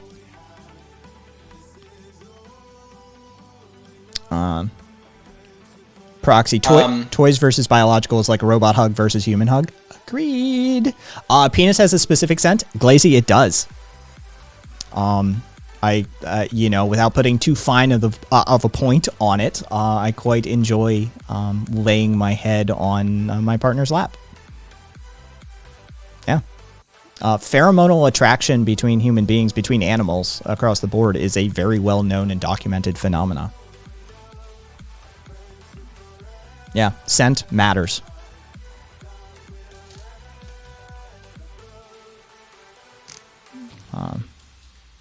Let's see. Yep, and a whole bunch of you correct him as well. Karita, check your bingo cards too, folks. Yeah, NSFW advice is one of the bingo card markers, for sure. So you may be inching closer to bingo, folks. Yeah, I went and looked at that. Oh, you just gave NSFW a... Okay. Yeah. Okay, so I still want to... I honestly... Maybe it's because I'm a young, naive person or whatever, but I actually do think that revolution is definitely possible in our lifetime. I mean, people are continually pushed more and more to the brink of no other option. The number one most stolen food in America is baby food. Like 60% of Americans own less than half of all the wealth. I think in my specific instance, in order to be able to live, I have to be one person in a 5-bedroom house just to be able to actually have a roof over my head. I think we're heading that way. Like if you look at feudalism, we're pretty on par. You do know that feudalism didn't end really with revolution, though, right? No, it didn't. Well, not Constitutional monarchism really ushered in the end of feudalism, but the end of feudalism was done in conjunction with the Black Plague, which there is similarities that you could point to and say there's overlap there, but it wasn't actually a revolution. It was, if anything, it was a revolution in the economic or labor market due to the fact that the Black Plague eliminated a huge portion of Europe's populace, and then the peasants on the feudal lord's land basically had an option, because the feudal lord down the street was like, oh shit, I have no one to work my fields now, and I'm kind of screwed here. Well, what if I offer them a better deal? And now you start to have competition in the labor market, even amongst feudal lords, and this began to usher in the end of feudalism within the European labor market. I would argue that the concept of revolution, especially in a developed nation, a technologically developed nation such as America, is a bit of a pipe dream for a number of reasons. Now, we could differentiate this as sort of like militant revolutionary action versus just upheavals within systems revolutionary action, right? Usually within the left, when people talk about revolution, it has to do with the meta-narrative that is inherited from the French Revolution, right? The left has become sort of obsessed with the overall meta-narrative of the French Revolution, ignoring the fact that ideally... Yeah, but that's dangerous. Well, it is dangerous, but it is true. I mean, I'm sorry, it's just true. Clarify, that's definitely not my standpoint. Like, because the French Revolution wasn't... It was a bit more than a revolution. They killed a lot of people for no reason. It was a witch hunt. It wasn't. I hate to be the bearer of bad news, but that's what revolutions look like. I don't think that that's what they need to look like. That may not be what they need to look like, but that's what they look like. Historically, that's what they look like. A whole lot of people who don't necessarily need to die. That's how that works. Collateral damage in a revolutionary state is near inevitable. And given the tenuous situation that Americans have within the logistics supply chain, and the fact that we have just on time, on demand supply chains that we run these days, in combination with the fact that Americans are so desensitized and distanced from the concept of things that would have kept them not only sane, but fed and healthy during lean times, such as like grandmotherly behavior, putting food in the stores, having access, and putting food in the stores. I mean, like the storage room or the basement or the cellar, those sorts of things. Mm-hmm. And having access to the actual food supplies in less dense urban living, these sorts of things. Revolutionary action in America would be tantamount to probably genocide at this point. You could say that there was going to be revolution within the sort of economic systems. I think there would be a better term for this. I think it'd be easier to say something like upheaval or transitionary state or something along those lines. I think the fact of the matter is that revolution as a concept, especially on the left, carries a very particular context to it. It has a very specific tonality that it comes with. And I do not think that style of revolution is, one, even possible, let alone two, plausible in the U.S. If we were talking militant revolutionary action, insurrection, that sort of territory, I always respond to people, do you have an Apache gunship? How about an Abrams tank or a Predator drone? No? All right. Well, then sit down and shut the fuck up. You don't know what you're talking about. That's not really an action that can be taken. And then it's not an action you would want to take. It's a more destructive version. But the issue though is, let's imagine that we go down that road and they do whip out their Apaches and they do whip out their tanks and they do all those things and they start shooting the bullets and killing some people. Do you think that afterwards it's just going to return to business as usual? Yes. Everyone's going to say, okay, we're because scared, because we've done it before. This is just. How old are you, man? I'm ignorant to that, actually. I'm ignorant to when that's happened. May I ask how old you are? Yeah, I'm 25. Okay, cool. Oh, well, then you're older than a lot of the young ones we get that are like super naive. I tell them just like, all right, sit down, youngin. You're old enough to be grown. 25, your psychological development has ceased at this point. Your physiology is actually developed. Don't say that. I want to keep going, but yeah, you're probably right. Yeah, your neurophysiological development has actually reached its end point. It's all downhill from here, by the way. Fortunately. But we've done this before. Whether you want to look at something like the Civil War, which I know many people on the left are like, well, that was justified. Yeah, but look at the other side of that, right? Look at some of the ramifications. Or you could look at microcosmic examples. You can look at Kent State, where we literally just used the National Guard to open up on war protesters. You could look as recently as the 1980s, in 84, I believe it was, the MOVE organization in Philadelphia that got into a literal shootout with the Philadelphia police that upon completion of the incident and when they did the after action, they stopped counting at 10,000 rounds that the Philadelphia Police Department expended on that residential neighborhood. And the Pennsylvania State Police, in combination with the FBI, dropped a C4 plus some other compound, I always forget the secondary compound, on a residential neighborhood and detonated a bomb and destroyed an entire block of houses to go to war literally with a bunch of like black nationalists. And it was business as usual right after that. Right? Like, yeah, but look at the time period. Like, you mean 1980s?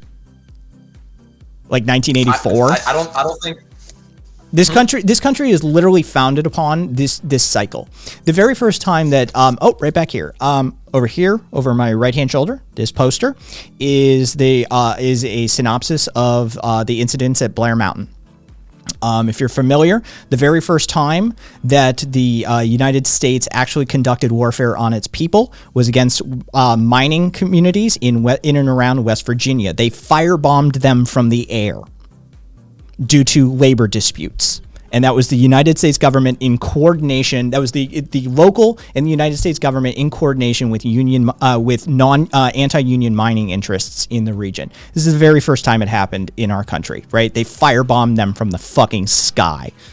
As a result of that, this goes back a few hundred years, and we have as recent all the way up to present in the 1980s showing that they are more than willing to drop literal bombs on residential neighborhoods and blow up a block worth of residential housing with people in it, and it will just be business as usual the next day. Right? You could go back to the 60s with Kent State. Doesn't matter if it's your college students, but what about the children? What about the children? They literally brought in, and by the way, and Jackson State as well. Everybody talks about Kent State, but it happened at Jackson State as well. It wasn't like an isolated incident.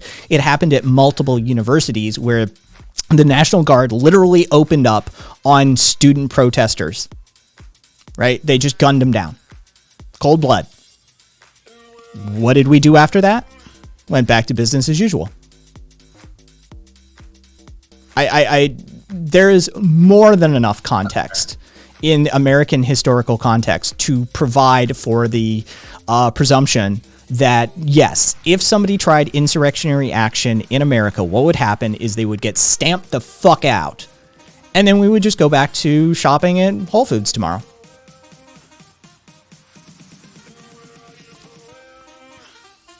It's a rough lesson to learn. Trust me. It's not easy, but the truth of the matter is that progress is a game of inches, not of miles. And given the context of the current economic and technological development that we have in this nation, it's a very hard sell to start talking about revolution. The technological collapse and logistics supply line collapse that would happen in a revolutionary transitionary state in America dictates that probably a lot of people are going to starve to death. A lot of people are going to die of lack of access to medical care, right? They're already dying. Don't get me wrong. I understand the conditions that you're talking about and how, like, look, we're already starving. We're already priced out of housing. We're already like this, and this. But that's not really new.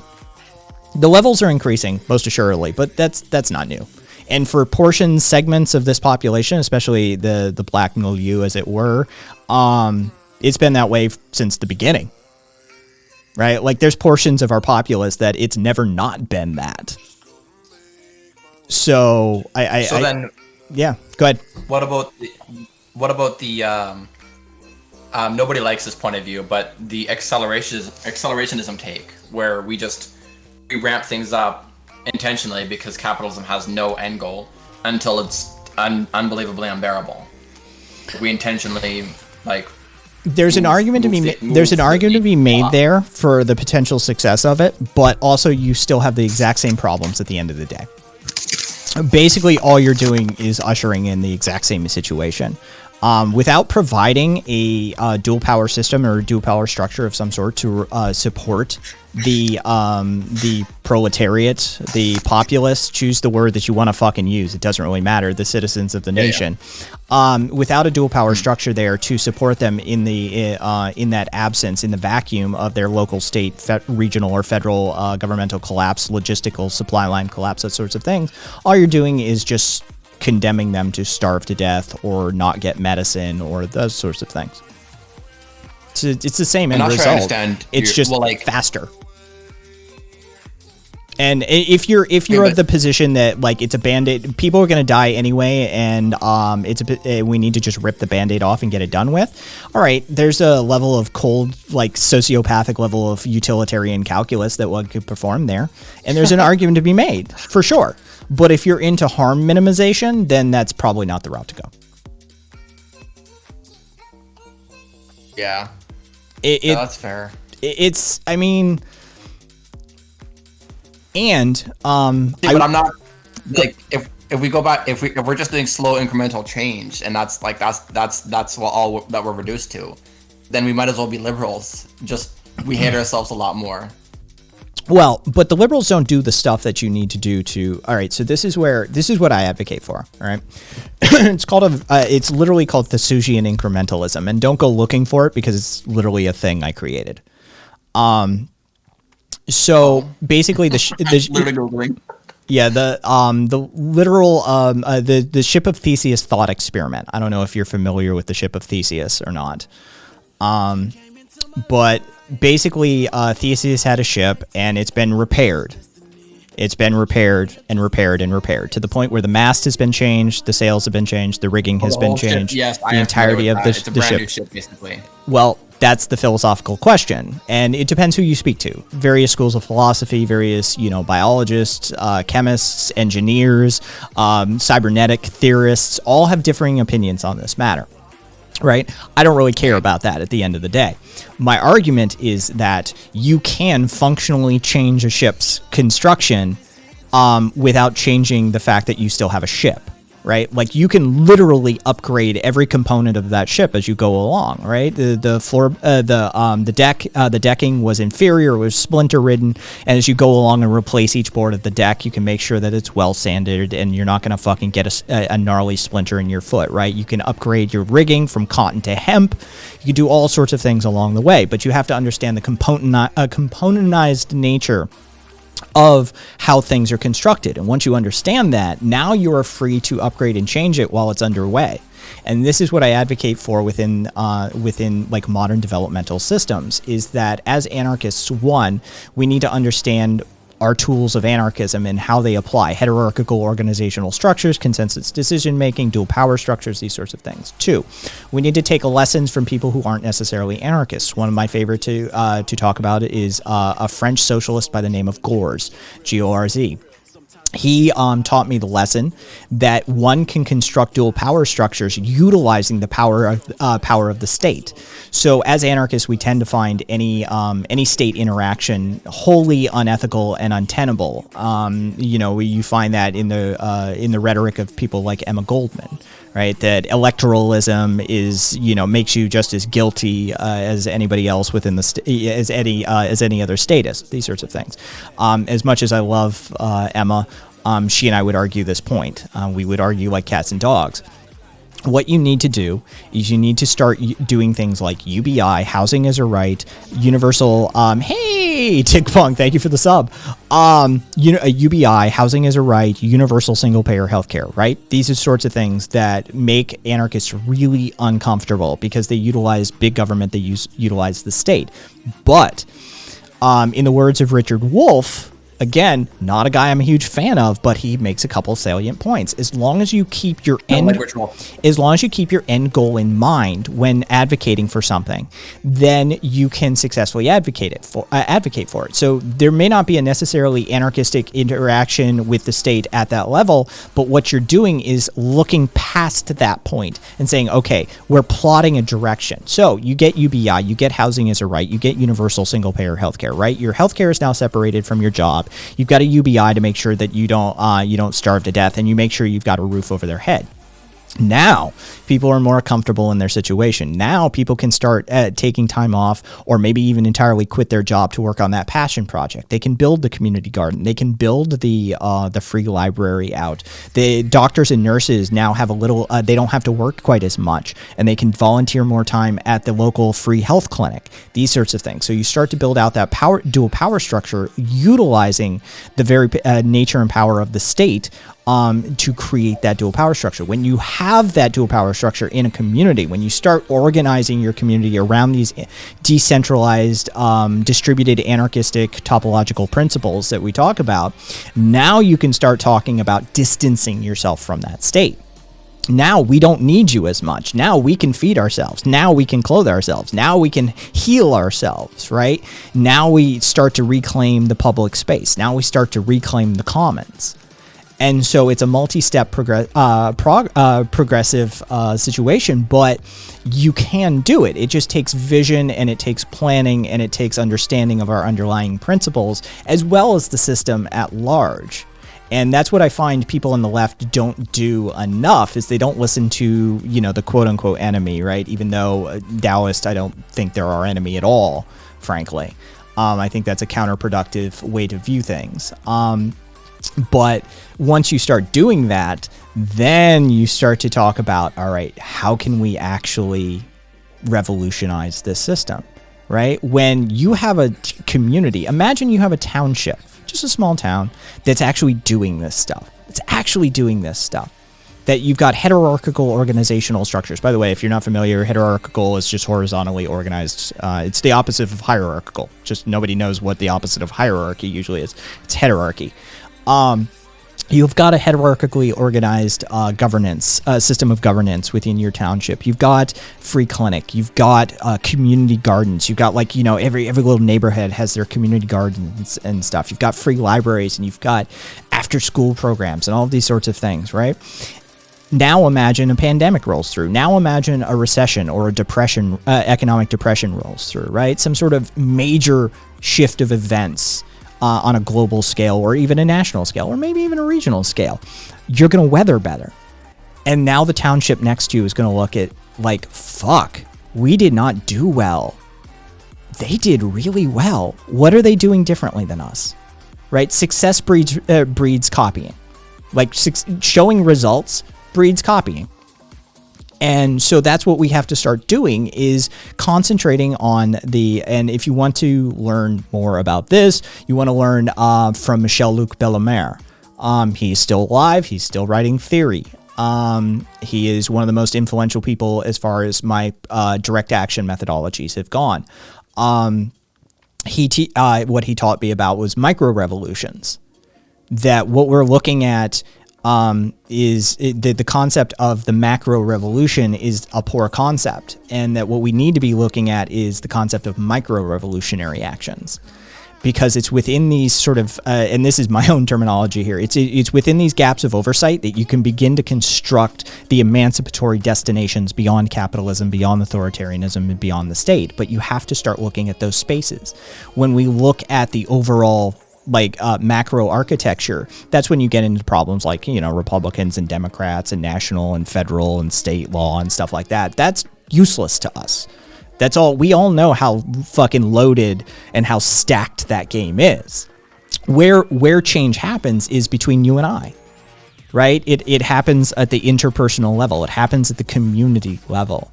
And so we need to get to know our neighbors again. We need to start building communities. And when we build those communities, we need to keep in mind co-op, hierarchical organizational structures, these sorts of things. We need to start rebuilding these communities at the local scale. This is where the change happens. If you want your revolution, that's where it's going to happen.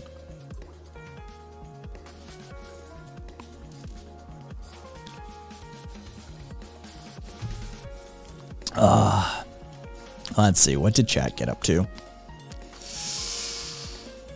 Oh, somebody got fucking timed out. Let's see. Interesting.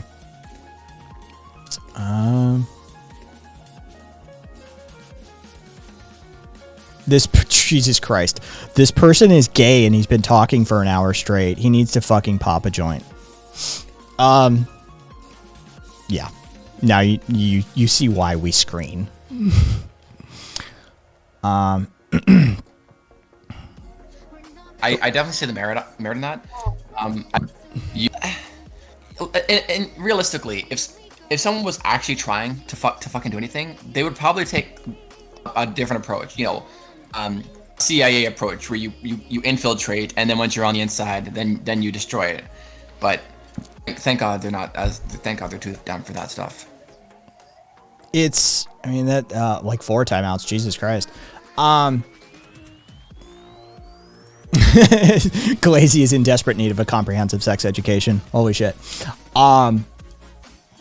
Yeah, apparently we're having to catch Glazy up on basic anatomy and shit at this point. Hey, you know, 50% of what anarchists do is education, and occasionally we got to teach people about their peepees and vagines. What are you gonna do? Is what it is. If you're gonna have a fully functioning community, you gotta have that too. You gotta have sex education. Honestly.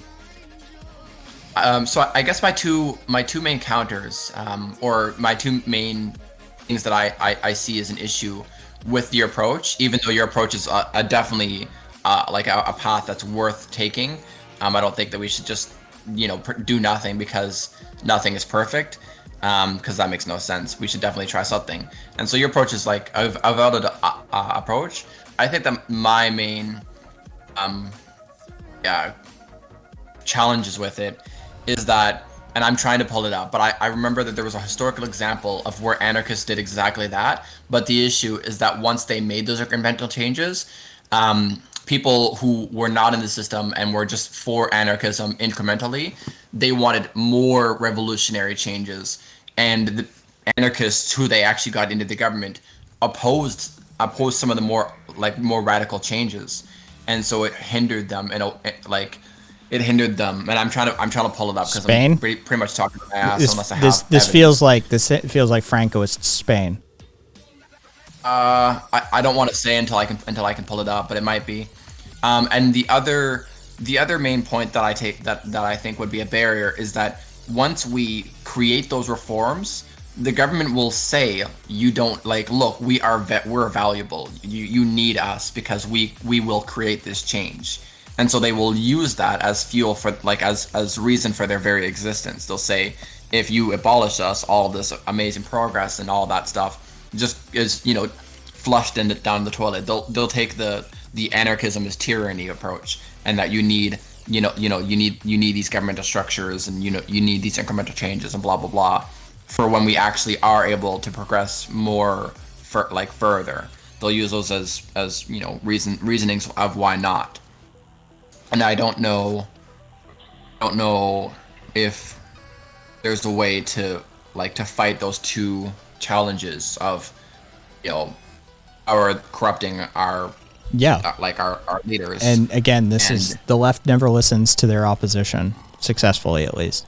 The libertarians already know the answer to this. It's state nullification.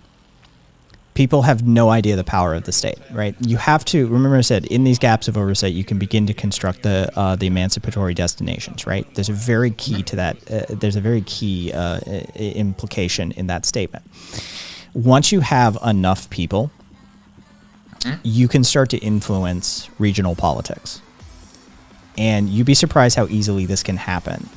A group of dedicated AIDS workers managed to push through Proposition 215 in California, which largely is pointed to as the reason that we have legalized cannabis in this nation at all, right? A handful of people managed to make this possible.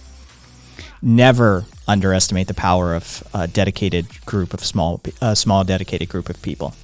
So I think, to be honest with you, why I'm so doomer about it is because of the current political nature. Like, we have Democrats Well, in everything. Like, here- Democrats occupy everything in the majority, and yet literally nothing can happen. Here's a lesson I can give opinion. to you from old age, right? And I look halfway decent, but I'm almost 40.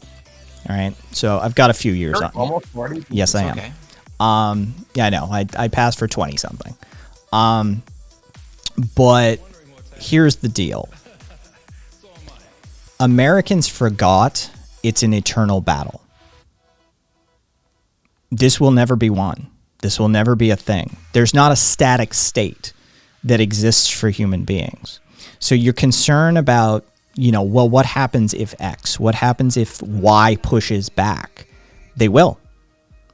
And then you have to work against it. There's no way around this. There's no win state for this. So you have to remember, it is always it's always a series of events that will shift and change, and the pendulum will swing one direction to another. There will never be win conditions for you to achieve. So you have to accept that, sure, maybe we make progress in one regard and then they push back in another way, and we have to worry about that then. Yes, of course. That's inevitable. It's guaranteed to happen. But if you use that as the reason for not doing something, then I assure you nothing gets done. And I've seen that a lot in my life. No, and like I was saying earlier, I think that we should do it because to do nothing is even worse. But I'm wondering, with this method, it'll likely be mostly center politics. We'll push back and forth on the center. We won't even get into like actual socialism. Well, here's the thing. We try and teach people, especially around these parts, for the younger ones especially. This is legitimately something I've noticed. The older you get, the easier it is to take this lesson on board. There's less distance between you and the right than there is between you and authoritarians. That's true. I agree with The fact of the matter is that the center and the right can be your allies in this endeavor. You just have to talk to them correctly. The ones who you're actually fighting against are the ones on the authoritarian axis. Whether they're left, center, or right doesn't really matter. The difference that we all have at the end of the day is, do you believe it's okay to put a gun in my face and tell me what to do? Because most people will if you say no, all right, we can work together, right? We may have differences, and maybe that means that we have to set up differing communities. Maybe that means that we have to accommodate each other, that you would like a hierarchically organized business of some sorts under your control. But as long as you recognize the rights and autonomy of your workers, and that you interface and interact in good faith with the co-ops and the hierarchically organized community around you, then we can make allowances. We can work. We can compromise on this sort of stuff. It's, at the end of the day, do you believe it's okay to use force to get your way?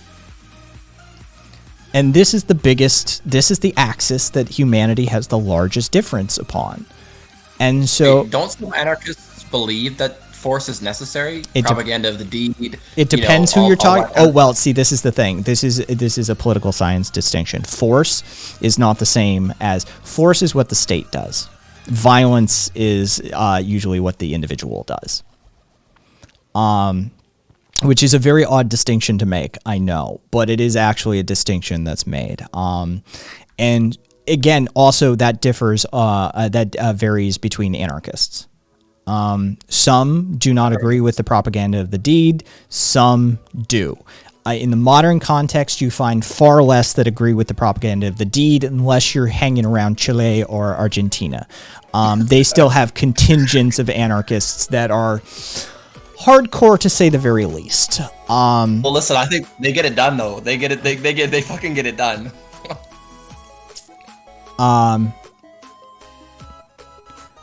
Yeah, Big Bear. No, we're continually embattled in that regard. People come in and say, well, what would anarchists do, or how do anarchists feel? And it's like, you don't understand and you end up having to quote Emma to them again, that, there is no perfect expression. There is no perfect utopian expression of anarchism. It isn't a monolithic philosophy. It's a network of ideas, and we much prefer it that way.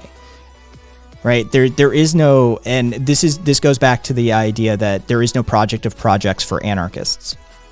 That once I teach you how to be an anarchist, once I give you the tools and you adopt the lens of analysis and you implement the methodologies, you have individual autonomy. Right, the Foucaultian power dynamic analysis that you conduct for yourself is going to be different than the person that you're interacting with. That reciprocal free association that you create with that person is going to have dynamics. It's going to have differences of opinions just between two people, let alone a full topological layout of anarchists within a milieu or a community, right?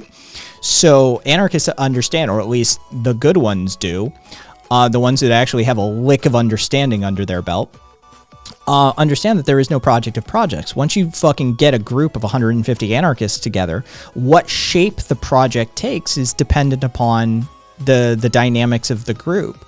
There is no prescriptive version of anarchism, really.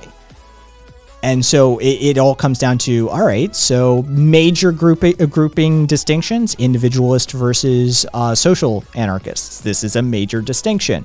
Incrementalist, reformist versus revolutionary anarchists. This is a major distinction, right? Anti-civ versus like transhumanists and technologists anarchists. This is a major distinction. And you can have all sorts of overlaps and varying degrees of alignment therein. And there's all sorts of subgroups and subgenres. And, it all sort of depends on how that is adopted. But the fact of the matter is, at the end of the day, Exel, basically, yes. Very Bookchin-esque. Even though I'm hypercritical of Bookchin due to his ML, or his early ML leanings plus his late ML leanings, he showed his true colors on his way out. The Confederation of Unions and that sort of thing has a decent idea. Oh God. Did we ban them finally? Okay, correct. We banned them. Good call, good poll, Mitre. Thank you. So, there is no project or projects, but the fact of the matter is that one, we have to try. Two, we have to understand that it's a bottom up. And that's where a lot of revolutionaries don't understand. This is how MLs end up with vanguardism and shit like that. I see if I have it. Yep, I have it. It's been a while. It's been like a week, maybe, since we read this. And this goes to, are you familiar with Bakunin and Marx's interactions? No, I'm mostly familiar with like the popular ones, like Bookchin you already mentioned, and then Kropotkin, Chomsky, those people. Okay. Bakunin actually knew Marx, right? They argued like fucking schoolgirls. It was very high school drama. The First International, which you've probably heard of before, socialists, communists, and even anarchists. Anarchists were kicked out of the First International and not invited back to the Second International, literally because of Bakunin and Marx's infighting. Marx threw a hissy fit because of Bakunin's critiques, which, by the way, were later proved to be true and accurate. Bakunin made a bunch of predictive calls for how Marxism would progress. And Marx was such a little bitch about it that he basically pulled some strings and got the anarchists kicked out. But what I'm going to read to you is essentially Bakunin's critiques, is Bakunin's primary critique of Marxism and, by extension, Marxist Leninism, communism, these sorts of things. Marx is an authoritarian and centralizing communist. He wants what we want. The complete triumph of economic and social equality, but he wants it in the state and through the state power, through the dictatorship of a very strong and, so to say, despotic provisional government, that is, by the negation of liberty. His economic ideal is the state is sole owner of the land and of all kinds of capital, cultivating the land under the management of state engineers and controlling all industrial and commercial associations with state capital. See China and the USSR. We want the same triumph of economic and social equality, but through the abolition of the state and all that passes in the name of law, which in our view is the permanent negation of human rights. We want the reconstruction of society and the unification of mankind to be achieved, not from above downwards by any sort of authority, nor by socialist officials, engineers, and other accredited men of learning, but from below upwards by the free federation of all kinds of worker associations liberated from the yoke of the state. And it's that lesson that modern anarchists need to keep in mind, is that this shit happens at the grassroots level. You need to stop, like anarchists especially, but also leftists, need to stop advocating on a national scale. It's not going to do anything. It's not going to do anything. The system is rigged to such an extent that it's designed to deal with that. It's got an autoimmune system of its own. Like our society has what you could identify as an autoimmune mechanism. And it's well equipped to deal with these sorts of things. And so the only way that you can get this done is getting it done at a grassroots level. You can't astroturf this stuff. And that's where those micro-revolutionary actions start to come into play. It happens in the classroom. It happens in the household. It happens in the neighborhood. These sorts of things. And when you change the tonality of the culture and the society around you in that community within your milieu, now you can actually enact change. That makes sense. Who is the most radical, most far left, extreme post-anarchist to have ever existed? That's my question of the day.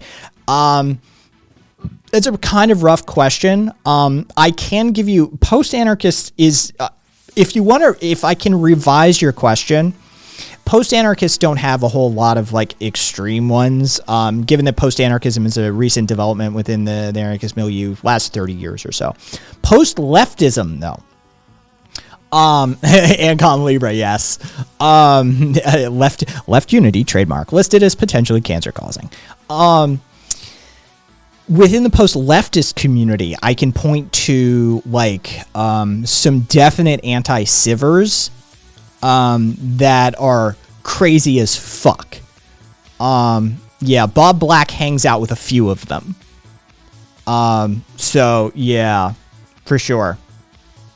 But yeah, the post-anarchist crew doesn't have too many like full-on extremists, because post-anarchism is really just a meta-ethical analysis and a recapturing of anarchism of old, whereas post-leftism is a distancing of leftist ideology, some of which are kind of insane. I don't identify with that crew. I'm not. Post-leftism does have a contingent of anti-civers amongst their ranks for sure. While I don't count myself amongst them, I do think the philosophy, or at least the methodology that underlines post-leftism, is something I take great value in. The left as a whole, as part of like the just as a community of politically engaged people, has a whole host of things that as an anarchist I have critiques of.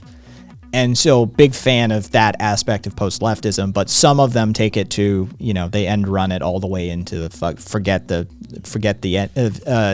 goal. They just keep on going. They're in the fucking field next to the stadium at this point. So yeah, Return to Monkey, holy fuck, I love it. Yeah, no, it is. No, Zippy, it is. It's Return to Monkey. Unironically, it is. We've engaged with a couple of them on this channel over the almost year we've been doing this. Do people unironically want Return to Monkey? Because I on the subreddits I'm on, I just thought it was like fucking huge memes. Is that a real thing? Yes, it is actually a real thing. The ones who aren't LARPing, like anarcho-primitivism. I yes. didn't think, like, I knew that was like a. Yeah, the ones who aren't LARPing, you don't come in contact with, but I assure you they exist. There are plenty of them that advocate for it online, and they are the funniest ones of all. That the industrial revolution in agriculture was a huge mistake, and we should undo it. It's like, bitch, you're on Twitch. Like, advocating that Twitch shouldn't exist. Yeah, like take it down a notch there. But yeah, no, they really do exist. I've interacted with them. It's wacky every time you interact with them, because unironically they're calling for genocide. Technology is the only thing that's really kept us afloat for so long. Otherwise, yeah, I won't be writing to Kaczynski Kaczynski anytime soon, Exel. Skeptic, what about this? What's the far most left, the most far left, most radical, most extreme anarchist ever? In recent history, Ted Kaczynski. Yeah, in recent history, that'd be Ted Kaczynski. Yeah. Hold on. So, somebody already mentioned Kaczynski, and they're saying that not so radical. That they were lolling. Ted Kaczynski, in an effort to stop the forward march of technological development and industrialization in the developed world in the U.S., sent out how many pipe bombs? 20 odd pipe bombs that detonated, unlike the fucking Trump bomber, right? Like his shit actually went off, right? Ted Kaczynski, and also, by the way, he's a early victim of MK Ultra. Like it's an amazing story. Oof. Yeah, he's actually on the books. It's a real thing. And if you want to look into it, it's a crazy fucking story. But it is, let's see if I can find it. There it is. Industrial Society and Its Future is the paper. And if you go to goodreads.com and you look up Industrial Society and Its Future, what you will find is a bunch of people uncomfortable because the paper makes a whole lot of sense. The manifesto actually makes sense. Ted Kaczynski was a genius. I mean, certifiable Industrial Society and Its Future by Theodore Kaczynski. He was a certifiable genius. There's no way around this. And he was the most lawfully oriented, good-natured person that they could find. In fact, his code name in the program that they gave him was Lawful. All right? The entire purpose of what they did to him was to break him, to prove that their conditioning techniques could take the most lawfully oriented, good-natured person and turn them into a fucking nut job. Right? And so what they did was took all of his beliefs. They had him write basically an essay out. They had him write a thesis as to everything he believed. And then they spent ages breaking him, trying to negate every single thing this man believed. All right? They literally tried to break him. So you know what he did after he was broken by this program? He doubled down. He spent years working on this manifesto. And he believed it to his core, and he believed it a little too much. So he took violent actions that nobody can even justify. He harmed innocent people. He did go over the deep end. But if you go to goodreads.com and you look up some of the reviews of the paper, what you will find is that a lot of people are really uncomfortable with how much sense he makes in that paper. These are not the words of a mad mass bomber. It's not what people expect. And when you read it, you're like, oh, well, this makes me feel weird. Because this guy's the most notorious bomber of the modern era. He's literally called the Unabomber, for fuck's sake. And yet, his manifesto makes sense. Ugh. I don't know how to feel about this. It adds a level of conflict in your brain that a lot of people get very uncomfortable with. And yeah, his predictions, he was very much an anti-civer. He was very much in that camp of the Industrial Revolution has completely fucked us. And if we do not pull the reins on this technological development, we are doomed. I disagree. I think it's a forward retreat at this point. I think that, yes, it shot us multiple times in our feet, but I think the only way we can fix this at this point, the only way we can salvage it is essentially a forward retreat and technologize and revolutionize our technology on the way through. I disagree with his with Kaczynski's basic summation with his analysis. I think a lot of his critiques are correct, but I think his solution was wholly wrong. How he went about it was untenably unethical and immoral and should always be criticized heavily. But I also think his conclusions were incorrect as well. But he's not as insane as people think he is. which is really fucking terrifying.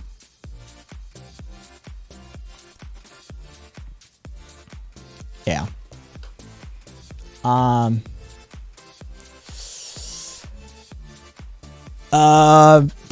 mean, Kropotkin was a literal Russian prince. He was literal Russian royalty. So I mean, I understand where somebody may be hitting that way, skeptic.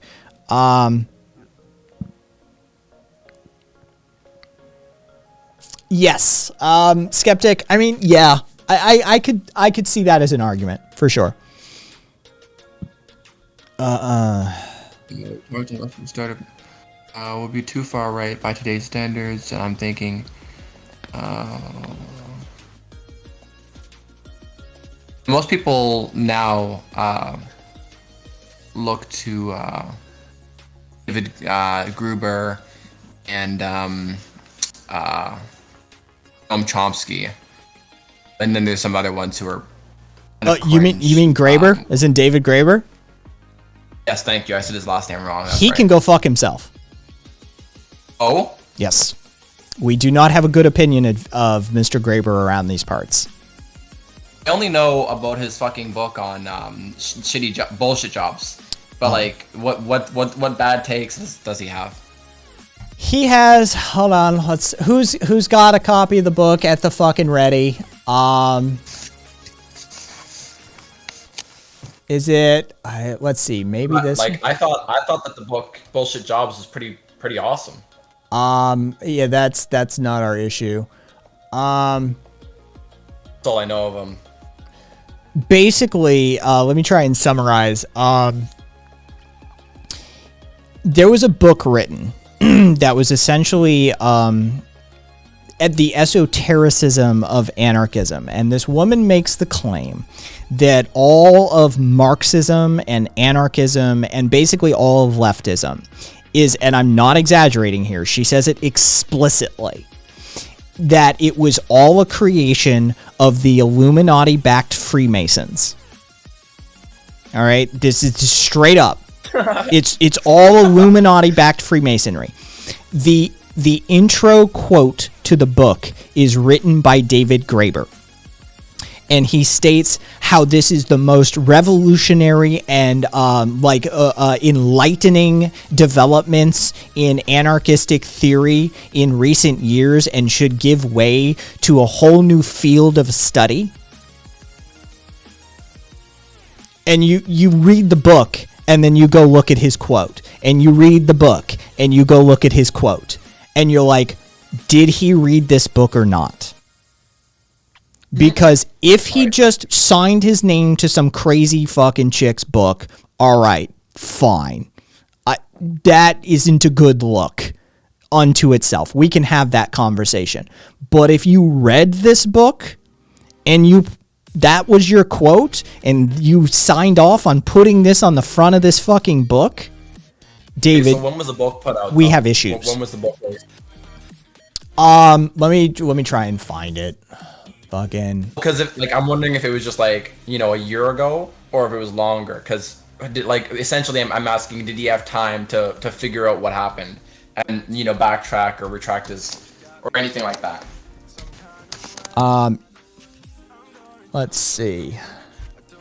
Because if it was too recent for him to There we go. Let's see. The book is entitled Occult Features of Anarchism with Attention to the Conspiracy of Kings and the Conspiracy of the Peoples. And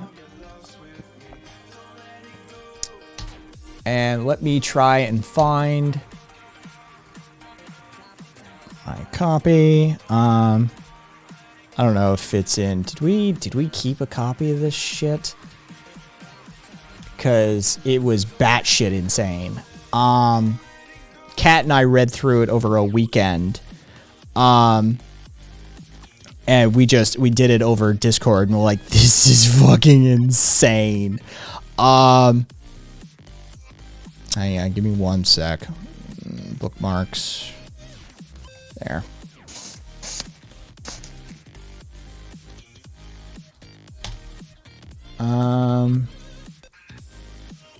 That one. Go with that one. That's fine. All right. The book was... Let's see if I can... Let's see. 2019. And the direct quote is, "This is surely the most creative and exciting and possibly the most important work to come out on either anarchism or occultism in many a year. It should give rise to a whole new field of study." Quote Dr. David Graeber, professor of anthropology at the London School of Economics and Political Science. And the book is about Illuminati. Yes. Running the left. Yes. I'm not joking here. It is the craziest fucking read. This woman puts forth the position that the Illuminati, via the Freemasonry, created... Marx is a Freemason, and all of anarchism and Marxism, and basically all that we take as, like, contextually as left, the Enlightenment forward, like leftism, is the end product of Illuminati creation and influence via brotherhoods such as the Freemasons. I'm not kidding. This is the point of the entirety of the book. And It's really fucking... interesting because, like, anytime I've ever heard about Illuminati, any other time, it's always been an explicit association with right-wing ideologies. Yeah. Except for its original conception. Yeah, so either Graeber is woefully irresponsible with his, like, dust jacket quotes, or two, he's not quite as sane as we think he is. And if you want, like, if you want I'll hope for the first one. That's the thing. If you want critiques of, like, bullshit jobs, Bob Black's an asshole, but go read his essays on anti-work. It's, in my opinion, it's better because it gets to the root of it. Graeber just What's your thoughts on Slavoj Žižek? Zizek's entire... I fear for Zizek's sanity when Noam finally dies. You think he has any left? Hold on, what? I sincerely think Zizek's entire philosophy is that I'm going to wait until Noam Chomsky says something and take the opposite opinion and just yell about it. And I fear for him when Noam finally kicks. I feel like he might be on the nose about that. No. Unironically, that's exactly what he's doing. I think is the take. That's what I think of Zizek. I legitimately think he's literally just the antipode to Chomsky. And I think I'm here for it. I think it's hilarious. Did Graeber die? Yeah, apparently so. Well, maybe. Apparently so. That's it. I'll look it up. But yeah, Zizek is a fucking tool. Yes, he reminds me. He died in Venice last year. Oh, okay. Yep. So yeah, we won't be getting asked. Yeah, because Zizek claims to have never even tried a drug. Do we have what? No, he doesn't. Oh yeah. No, he really does. He really does. I've seen the clip myself. No, but the man cannot help but like because of the coke that he's done up his nose so often, it runs incessantly. No judgment. Like if you want to do coke, fucking go for it. But yeah, no, Zizek does make that claim that he's. I'm not. Yeah. Like he wipes his nose every 5 seconds because he's got coke nose. But yeah, so yeah, as far as I'm concerned, Graeber as an anarchist can go fuck himself. Like maybe he put forth some really good arguments for the bullshit jobs things, and congratulations, welcome to the milieu. Thanks for putting forth some decent arguments that woke some people up that like, hey, these jobs are useless and we don't need them. I personally prefer Bob Black, even though a lot of people have issues with Bob Black. He's a bit of an asshole, and he snitched on some people. So there's some issues there. But as far as his anti-work essays go, I think they get to more of the root of the issue. then like, look, we should just be anti-work.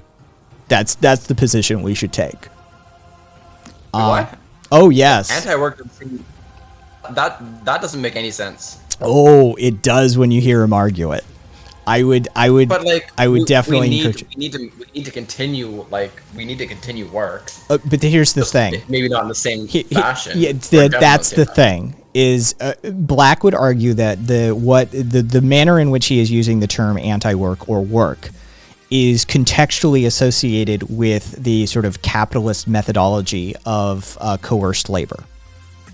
And that something that is a work of passion, something that is art, something that you do out of kindness, something that you do as a necessity to further society, should be contextualized differently than how we contextualize work as a concept now. Oh, okay. Well, then in that light, then I wholeheartedly agree. Yeah, it gave rise to the term anti-work, and if you go on Reddit, there's literally an anti-work subreddit. Where that is the sort of tone and tenor that is taken. But yeah, Bob Black is largely credited to be sort of one of the founding forefathers of this ideology, of this philosophy. It's definitely not an ideology, but it's definitely a sort of philosophy, or at least a network of ideas. Yeah. And yeah, you read some of his old essays, and he updated them recently as well. Let's see. Oh, Jesus Christ. I love the fucking Trump people. Fucking. Did he update them because he needs to continue publishing in order to stay relevant, or because there was... He had some more context and stuff he wanted to say on top of it. That it had been changed. Like, it was the late 70s, early 80s when he wrote those essays. And so things had changed since then. And so he had additional things that he wanted to add and other contexts that he wanted to go back and sort of, like, add some stuff in. Slightly off topic, but in a similar vein, when do you think all work will be automated? How long do you think before all work is finally automation? Yeah, Caboose, I will answer that. Caboose, when I went to the anti-work subreddit, I was expecting stereotypical lazy liberals angry that they have to get a job. When I read what they were posting, I surprisingly agreed with them. Yeah, no, it really is a philosophical position that they've adopted. It's not laziness. Another subreddit that kind of has similar vibes to what Caboose is saying is antinatalism. Like, a lot of people just think that it's baby haters, which low key, but they actually have some valid arguments. Oh, I'm in that camp. Look, you do you, but I'm not fucking having kids. I don't want kids, and I wouldn't want to bring a kid into this shit. Imagine like torturing somebody for no reason. But as for when all jobs will be automated, we're not going to be automating all jobs anytime soon. There's going to be a whole host of things that we keep unautomated. That is not because those jobs can't be automated. It's because our economic system demands that they not be automated. Again, see Bob Black for these sorts of things. Or I suppose if you choose David Graeber. There are reasons that a lot of... Well, I've already looked right up David Graeber. Yeah, they're not going to automate a whole host of these for a variety of economic reasons. But the truth of the matter is that we're already in a post-scarcity society. As a technologist and an IT consultant for many years, I can tell you for a fact all of the engineering is done. It's just a matter of willpower. We can literally build a system in which every human being on the planet is given a smart device in which you could push a button, and within a reasonable amount of time, sometime that day or the next day, we could deliver a care package of food and water automated through a drone and a logistics system. That is 100% like that. None of that is sci-fi. We have those technologies as it is today. We just don't do that. Yeah. So when will jobs be automated? Probably right after we overthrow the oligarchy and or get rid of capitalism. So not in your lifetime. You don't anticipate anytime soon. Yeah, not in your lifetime. Yeah. So what is holding back, like, because automation seems to make insane amounts of sense. Like, if I can have a machine do everything for no pay and just occasional repairs, what's the incentive in modern times to not do that? Money and control. Money. control is a big one. Maybe control. I would Control I can understand, I guess. I would point you to, well, you see, the control leads to more money. You're looking at a small portion of the equation and not the entire sheet of formulae. I would point you to my tent poles essay. Exclamation tent poles in chat if you can help me out here. That'll get you the link to it. Basically, it's a component of the three primary tent poles that they use for oppression within our system, and it's keeping you on the financial hamster wheel. That is part of it. So there you go. Yep, you did it. So poverty of philosophy, the financial hamster wheel, and the fear of the police state are the three major tent poles, as far as I see from an analytical point of view, that are holding things back. And that one is specifically keyed to the financial hamster wheel. I need you at that dead end job. If I want to keep running this the way it's running, I need you at that dead end job. I cannot let you off that hamster wheel. If you get off that hamster wheel, you will start learning, you will start observing, you will start paying attention, and you will have more energy and time to do something about it. That is a problem. I need you at that dead end job. So, there you go. And you can rig things in the long term to be profitable that way. Debt is, I mean, look at how much money banks make off of overdrafts, right? You like, it's because it's fiat. Like it's like that's the entire purpose. Hey, Wither. Somebody was asking for you earlier, Wither, actually. Cassidy, oh, and you're all welcome. I set Glazy on his course of deviance education. Good job, Cassidy. Fucking round of applause for Cassidy. Glazy just need a little bit of degeneracy in his life. That's all. So yeah, it's definitely a thing. Why am I getting notifications here? Individuals who passively accept their subjection to an alien everyday reality are thus driven towards madness that reacts to the fate by resorting to illusionary magical techniques. What is this? What? Can someone English that for me? Sorry.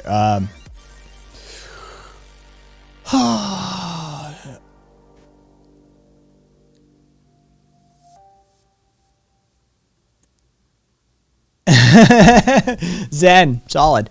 Okay, so individuals who passively accept their subjugation to an alien everyday reality, the sort of capitalist milieu, are thus driven towards a madness that reacts to that fate by resorting to illusory magical techniques. It's an interesting linguistic term. Who wrote this, Zen? It's a manner of speaking that is interesting. To illusory magical techniques. The essence of this pseudo-response to an unanswerable communication is the acceptance and consumption of course it's Debord. Of course it's fucking Debord. That's probably why I took such exception with the way it was written. It's my number one critique of Debord all the time, is just his writing style.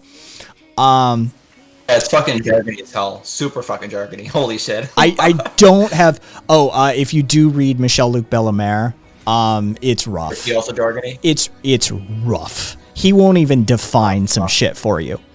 Like, oh, fuck that. Yeah. Alright, I'll have to Google every paragraph. Oh, no. It's not even... It's bespoke terminology. He made it up.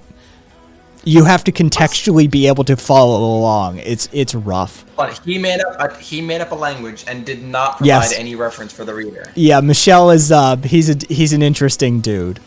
It's not intended for, like, it's essentially a thesis. It's a doctrinal paper that is the most like formative. University. And yeah, it is. It's not meant for you. It's not meant for general consumption, right? Like, that's not the point of the manifesto, at least. Now I'm definitely consuming it. I promise you that I'll understand it too.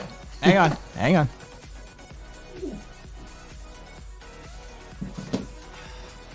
supervised by my corporate computer. Exact everything. He's got much larger book recently that he released that I'm trying to work my way through, but he went off the deep end a little bit. But this is the super. This is the one that super influential in my actions. The Structural Anarchism Manifesto, The Logic of Structural Anarchism versus the Logic of Capitalism, Michel-Luc Bellemare. And it's super fucking rough to read. Here.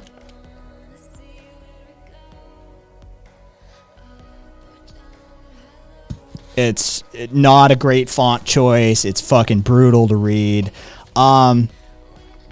And so many hyphens, so many hyphenated terms. He's a big fan of hyphenated terms.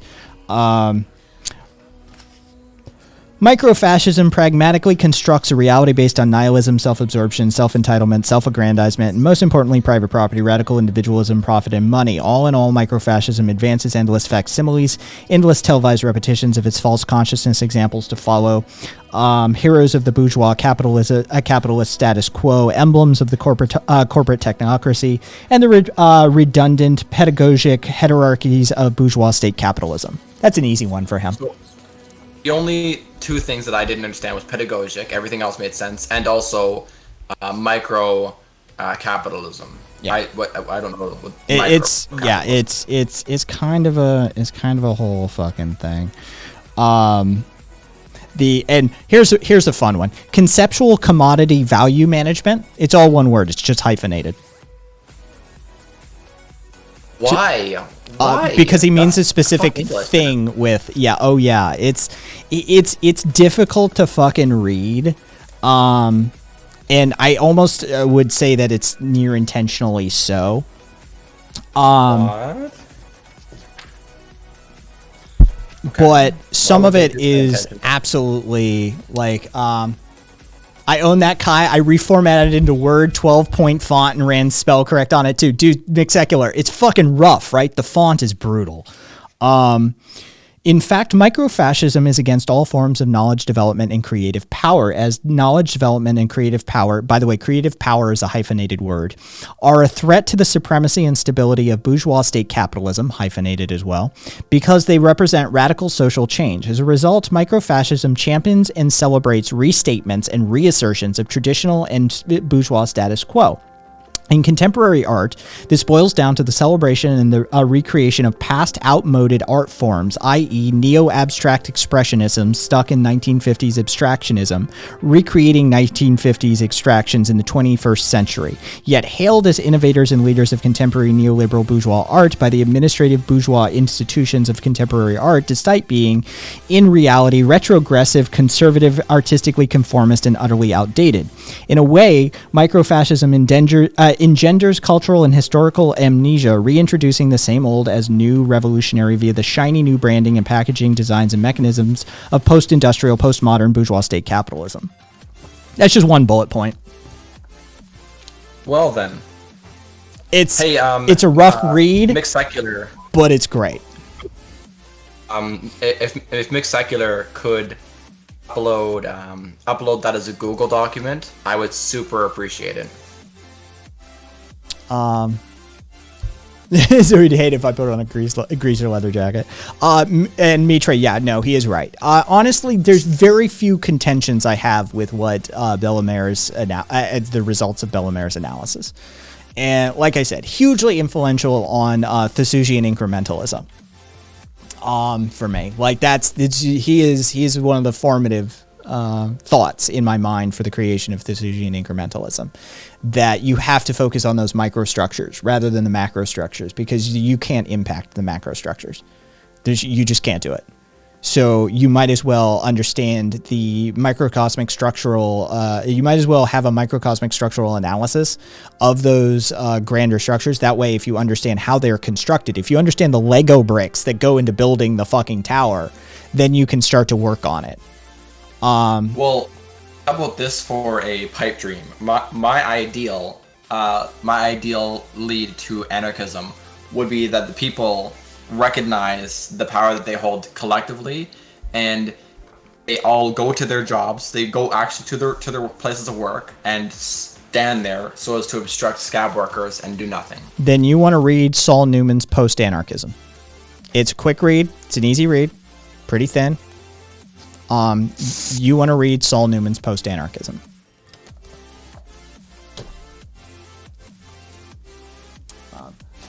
And if you get through that and you're like, hey, I'd really like to know the philosophy, the philosophical analysis, after Post-Anarchism by Duane Roussel. This is written for a philosophy major. It is not an easy read. I will tell you that right now.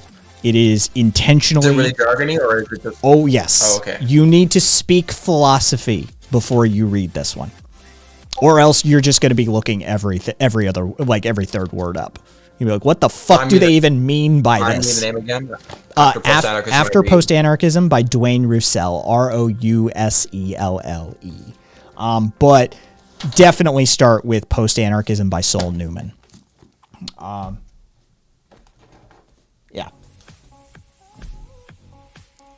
Yeah, that realizing that you're already an anarchist part is a huge part of post-anarchism. So, yeah. It doesn't have a very good score on Goodreads. Of course it doesn't.